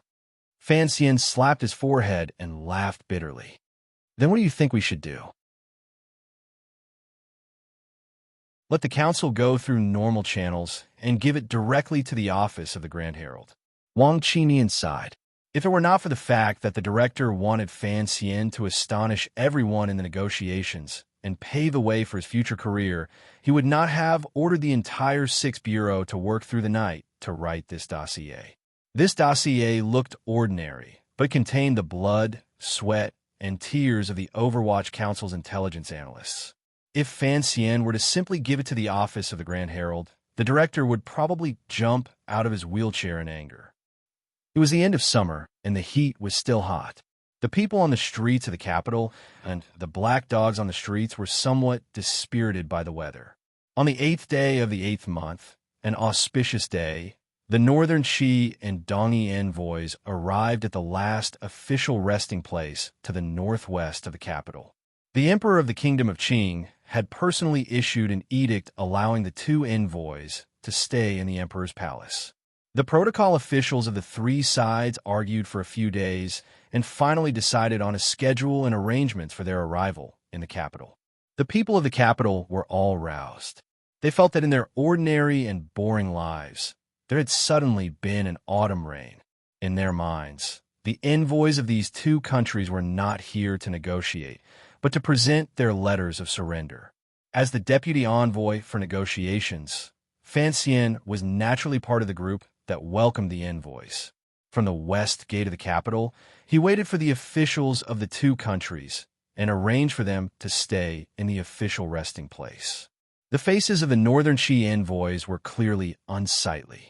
After all, they had been the losers in this battle of commanding the vassal states. Furthermore, many of their soldiers had been captured, and most importantly, a lot of their land had been occupied. "Sir, who is this?" The highest-ranking official in the northern Qi envoys was the younger brother of the current empress, Ningho. He looked down at the handsome young man from above, and his heart was filled with anger. The kingdom of Qing did not value him. The official receiving him was only a minor official from the office of the Grand Herald, and yet they had allowed such a young man to be the deputy envoy. It could not be helped that they were looking down on him. "I am Fan Xian. Greetings, Master Marquis." Fan Xian's face was full of smiles as he looked at the enemy. The intelligence report from the Overwatch Council in his bosom made it clear that this man was just a decoration. The man in the sedan behind him, Zhuang Mohan, was the real deal. He had been arranged by the palace to live in a side courtyard.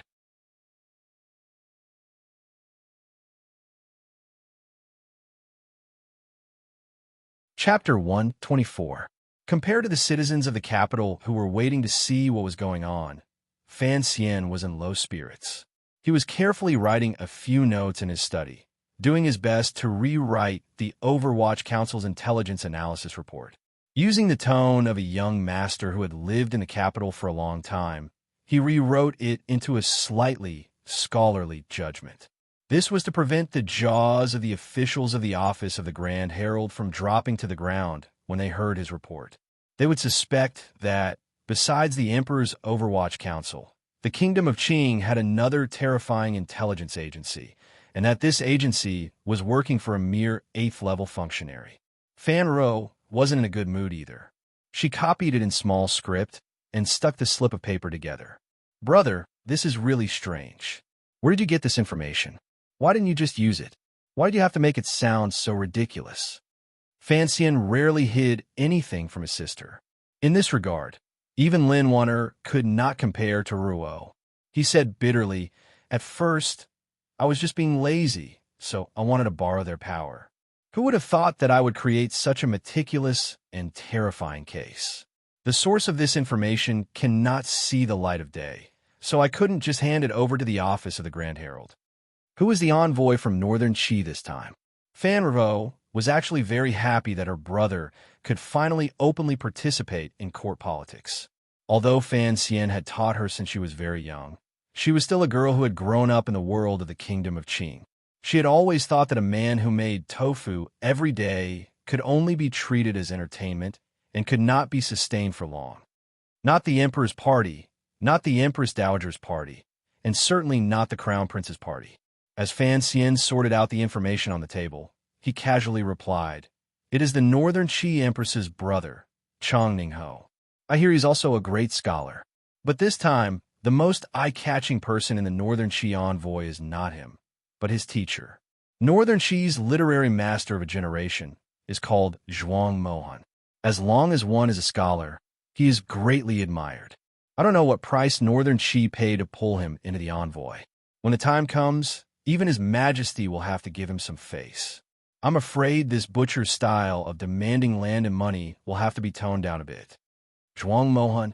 Fan Ro was shocked, and her face glowed. This was the first time Fan Xian had seen his sister look like a star chaser. Ruo had always been a very cold woman. Aside from her brother, who she adored, she had never paid any attention to other scholars. For some reason, Fan Xian felt a little jealous. Fortunately, the case file clearly states that this Zhuang Mohan is already 70 years old. Otherwise, I would have to be a little more careful. Fan Ro said shyly, "As a brother, how can you not be serious?" Fan Xian laughed and said, "If you really like that old man, then you are the one who is not proper."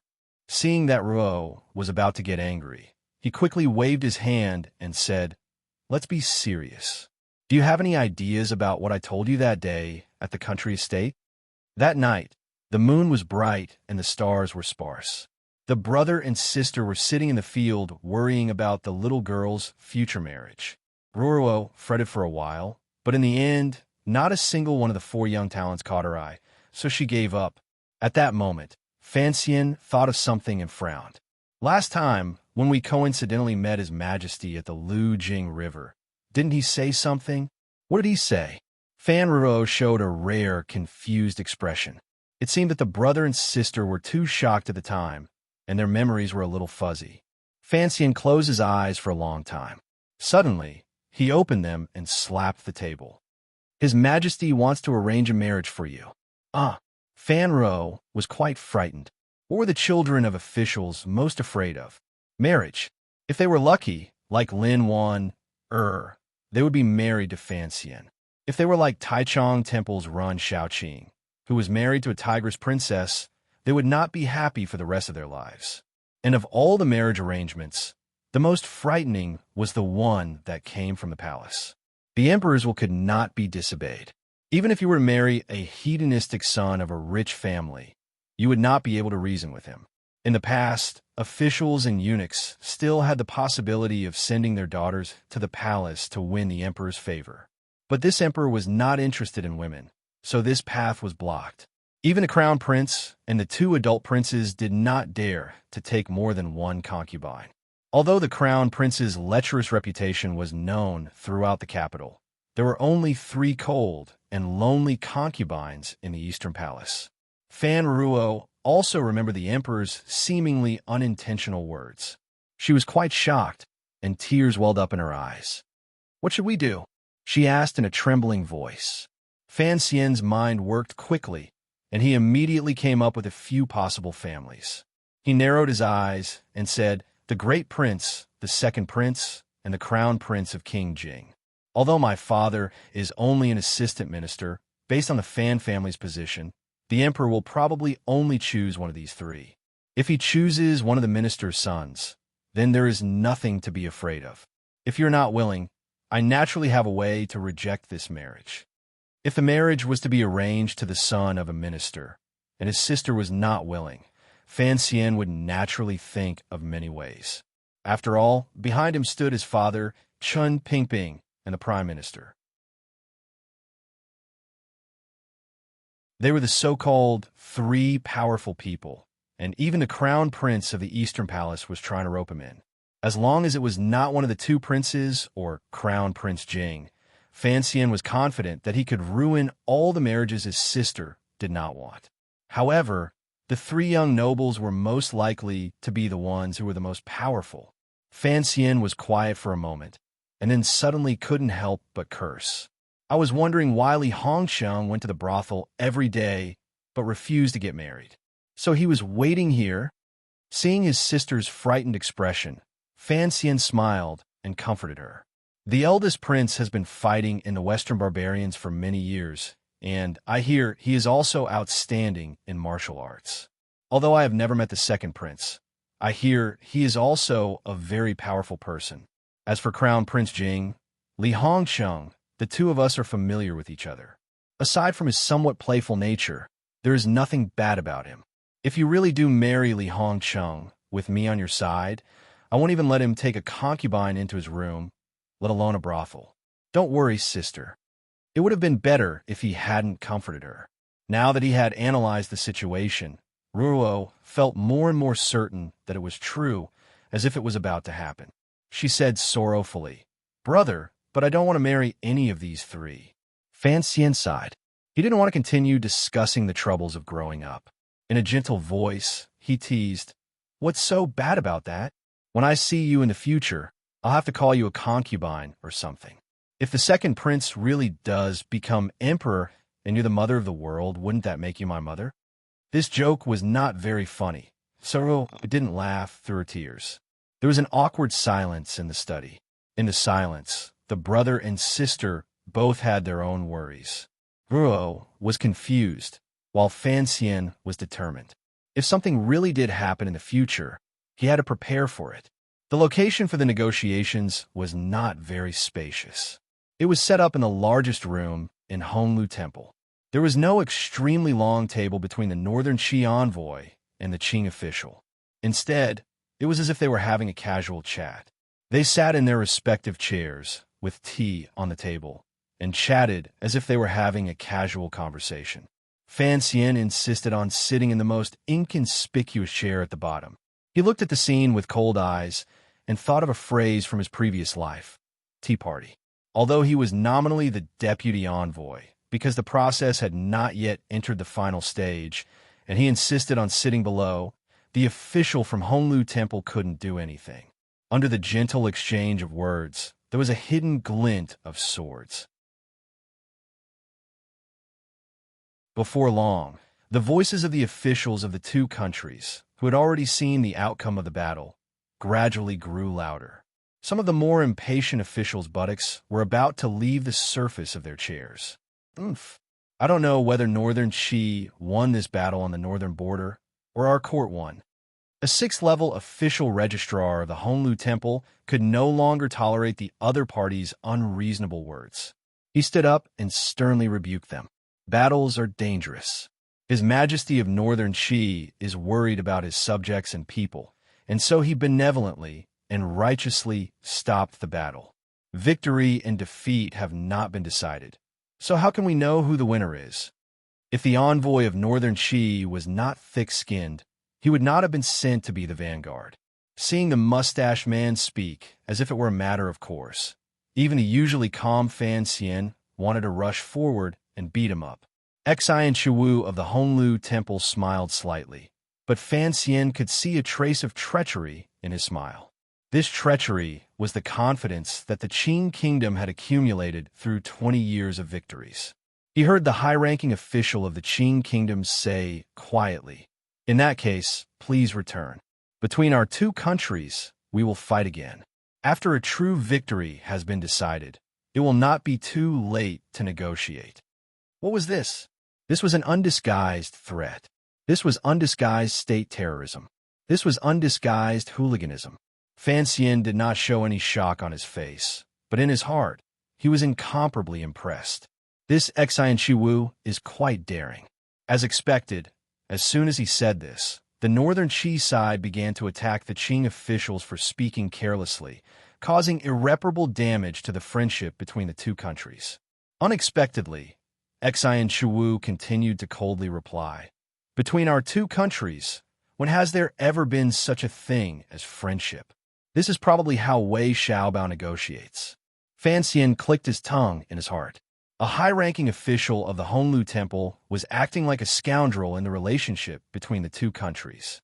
If it were not for the fact that the kingdom of Qing was truly powerful, this situation would never have occurred. The negotiations of the Honlu Temple had always been well-coordinated. The red-faced and black-faced officials took turns to take the stage, and as expected, another official stood up with a face full of benevolence. "Everyone, do not forget your duties. Do not let your emotions affect His Majesty's original intention of restoring the friendship between our two countries." The two sides brushed their sleeves and left, and the tea party ended. The high-ranking officials had already revealed their identities, and the actual fighting at the negotiating table was left to the lower-ranking officials, who worked hard to do it. But the negotiations had reached an impasse, and for the time being, they could not move forward. As for the Northern Qi envoy, Zhuang Mohan, after entering the palace to speak with the Empress Dowager, he rarely came out to see people.